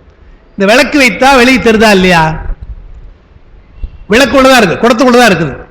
அந்த துவாரத்தின் வழியாக ஒளி தருவது இல்லையா, அதுபோல உயிர் உள்ளே தான் இருக்கிறது, ஆனால் பொறிகள் வழியாக அது வெளியே வருகிறது, வெளியே வந்து தெரிந்து கொள்ளுகிறது என்று அவங்க ஒரு உதாரணம் சொல்றாங்க. அதுபோல நாம் எதுக்கு சொல்றோம், நந்தம் கரணம் போல் எல்லாமை காணென்றால் பெருமானுடைய அருள் அங்கே ஆவேசிக்கிற பொழுது அருளாகவே மாறுகிறது, அவையும் அருள்மயமாகும். நம்முடைய சிவஞான முனிவர் அது சொல்றது இங்கே சொல்லியிருக்க, பெருமானுக்கு என்று நாம் செய்கின்ற வடிவங்கள் எல்லாம் மாயா காரியம்தான், கல்லாலும் செம்பாலும் தான் நாம் செய்யறோம். ஆனால் பெருமான் என்று எண்ணிய பின்னால் தெய்வ சாநித்தியம் அதுக்கு எவ்வளவு செய்யறோம். கோயிலில் வந்து ஒன்றை பிரதிஷ்டை செய்யறோம்னா எவ்வளவு செய்யறோம், மந்திரத்தினால. அந்த மந்திர ஞாசம் நாள்தோறும் செய்வதாலே நீங்க பார்க்கலாம். இப்போ எனக்கு அந்த அளவு உண்டு. இப்போ நான் இப்போ வெளிநாடுலாம் போகிறோம் இல்லையா, அங்கெல்லாம் சிவன் கோயில் இருக்கு, இல்லாமல் இல்லை. கைலாசநாதர் கோயில் சொல்கிறாங்க, எல்லாம் விஸ்வநாதர் கோயில் எல்லாம் இருக்குதுங்க. ஆனால் அங்கே போனோம்னா நமக்கு சரி கோயில் அவ்வளோதானே தெரியும்னா, நம்ம ஊருக்கு வந்து போன பொழுதே ஒரு மாதிரி நமக்கு இருக்கும் இல்லையா. ஏன்னா இந்த தெய்வ சாநித்தியம் நமக்கு இங்கே இருக்கிறத பார்க்கும். இங்கே அருளாளர்கள் சென்றது, பாடியது, பல நாள்தோறும் திருமுறைகள் ஓடுதல் என்ற அந்த கோயில் நிலை இங்கே வேலை தான். நமக்கு தமிழ்நாட்டு கோயில் இங்கே தானே அவங்களாம் இருந்தாங்க. அந்த எண்ணம் நமக்கு வருது. அது உபச்சாரத்துக்கு நம்ம சொல்லலாம், அடிப்படையாக நம்ம சொல்லலாம். அதனால நான் சிவஞானம் என்ன சொல்றார், இந்த வடிவங்கள் எல்லாம் நாம் அமைத்துதான், கல்லும் செம்பும் இந்த செம்பும் தான். ஆனால் இறைவனுடைய திருவுருளாக நீங்க எண்ணிட்டீங்கன்னா, வடிவமாக எண்ணிவிட்டால் அது அருள்மேனி, அருள்மேனியாகத்தான் செய்ய வேண்டும் என்கிறார்கள். 2 உதாரணம் நாம் சொல்லலாம். சாதாரண ஒரு உதாரணம் திரைப்படம். திரைப்படத்தில் அவங்க கோயில் செட்டு போடுவாங்களாம். ஏன்னா கோயிலை பற்றி எழுதுறாங்க இல்லையா. கோயில் செட்டு போட்டாங்கன்னா அந்த செட்டை கலைக்கின்ற வரையில் பூஜை பண்ணுவாங்களாம். ஒரு சிவாச்சாரியா அங்கே வந்து வருவாங்க, அது செட்டு தான், அதுக்கு அடுத்த செட்டு தான். ஆனால் அவன் ஐயோ இல்லைங்க கோயிலுங்க சொல்கிறான். ஏன்னா கோயில்னு போட்டாச்சு அங்கே வரணும்னு சொன்னால் அது நிச்சயமாக அதற்கு நாள்தோறும் பூஜை நடக்கும்ன்றாங்க. அதே மாதிரி நடிக்கின்ற நடிகர்களோ இருந்தால் வச்சுங்க, தெய்வாம்சமான ஆமாம் அதை சொல்கிறாங்க. அவங்க சொல்லியிருக்காங்க. இப்போ ஒரு அம்மா இந்த மாரியம்மாரெலாம் நடிப்பாங்க, அடிக்கடி நடிப்பாங்க. அவங்க சொல்லியிருக்காங்க, அந்த நடிப்பு முடிகின்ற வரையில் நான் ரொம்ப தூய்மையாக இருப்பேன், வெஜிடேரியன் சாப்பிட மாட்டேன், அதெல்லாம் கிடையாது என்று, விரதம் இருப்பது போல நான் இருப்பேன் என்று என்றாங்க. அவங்க என்னன்றாங்க, இப்படி இப்போ ரஜினிகாந்த் கூட சொல்கிறோமே, அவர் எனக்கு எங்கேயோ நடிக்கிறார், இப்படிலாம் பண்ணுறாரு. ஆனால் ராகவேந்திர படம் பார்த்துருக்கலாம், நீ பார்த்துருக்கலாம். நீங்கள் அந்த படம் நான் எப்போ பார்த்தாலும் அழுவுங்க, எத்தனை முறை பார்த்தாலும் எனக்கு அழுக வரும். ஏன்னா அதில் அவ்வளோ ஊறி நடிச்சிருக்கிறாரு. நமக்கு அந்த தெய்வாம்சமாக நடக்கிற பொழுது அவர் அப்படி வணங்குறோம் இல்லையா, அப்படி இன்வால்மெண்ட்டோடு பண்ணியிருக்கிறார். ஆனால் நடிகராக இருந்தாலும் கூட அந்த வடிவத்தை சொல்லுகிற பொழுது தம்மை அப்படி என்றாங்க இல்லையா, அடுத்தான் சிவஞான முனிவர் சொல்கிறாருங்க சொல்கிற பொழுது. அப்புறம் இன்னொன்று சொல்கிறது, அந்த இது இப்போ கும்பகோணம் பக்கத்தில் நீங்கள் நடராஜர் போன்ற சிற்பங்களை சிலையை வடிக்கிறாங்கன்னு சொன்னால் அவங்க வடிப்பது கிடையாது. உடனே அதற்கெல்லாம் நாள் நேரம் பார்த்து விரதம் இருந்து பெருமானுடைய அருள் இருந்தால் அதுக்கு அவள் ஒரு குறிப்பு வருமா. இந்த குறிப்பு தெரிந்த பின்னால் தான் அந்த வேலையை ஆரம்பிக்கிறாங்க. அவங்க சொல்கிறாங்க, இல்லைன்னா வராது சார், நீங்கள் நினைக்கிறீங்க சும்மா உருக்கி ஊற்றுறது கிடையாது, இது சாதாரணமாக பாத்திரம் பண்ணுறோமா அந்த மாதிரி, அதெல்லாம் அது கிடையாது, இது பெருமானுடைய திருவுருவம் என்று அவங்க அவ்வளோ அச்சத்தோடு அவங்க இருக்காங்க. என்றால் அவ்வளோ அச்சத்தோடு செய்கின்ற தூய்மையோடு செய்கின்ற அந்த வடிவம் என்றால் அது சாதாரண வடிவமா அது. எனவே தான் என்ன சொன்னார் சிவஞான முனிவர், மாயா காரிய உருக்களேனும் எம்பிரான் வடிவம் ஆயவேல் அவையும் அருள்மயமாகும். எம்பிரான் வடிவம் என்று சொல்லிட்டீங்கன்னா அதை அருள்மயமாகத்தான் நம்ம கருத வேண்டும் என்று சொல்றார். அதனால அப்படியே சாதாரண வடிவங்களே சொல்லுகிற பொழுது குருவை ஆவேசித்து வருகிறான் என்று சொன்னால் அந்த ஆன்மாவை நாம் ஞான குருவை தெய்வமாகத்தான் எண்ண வேண்டும், சிவமாகத்தான் எண்ண வேண்டும் என்றுதான் சொல்றார். அதோடு நாம் இன்றைக்கு நிறுத்தி வைக்கலாம். நாளைக்கு நாம் மீண்டும் அதை இன்னும் பாட்டு உபதேசம் முடியல போடுறதுல 27 தான் இருக்குது. ஒரு 3 பாட்டு நமக்கு உபதேசம் இருக்கிறது. அதை நாம் நாளைக்கு சிந்திக்கலாம் என்று கூறி, இப்படி ஒரு பெரிய அரிய வாய்ப்பு நமக்கெல்லாம் தருகின்ற ஞானமையா அவர்களுக்கு என்னுடைய தனிப்பட்ட முறையிலே நன்றி கூறி, உங்கள் சார்பில் என்னுடைய நன்றியை கூறி, இருந்து கேட்ட பெருமக்களை அவங்களுக்கெல்லாம் இந்த நேரத்தில் நான் நன்றி கூறி அமைகின்றேன். வணக்கம்.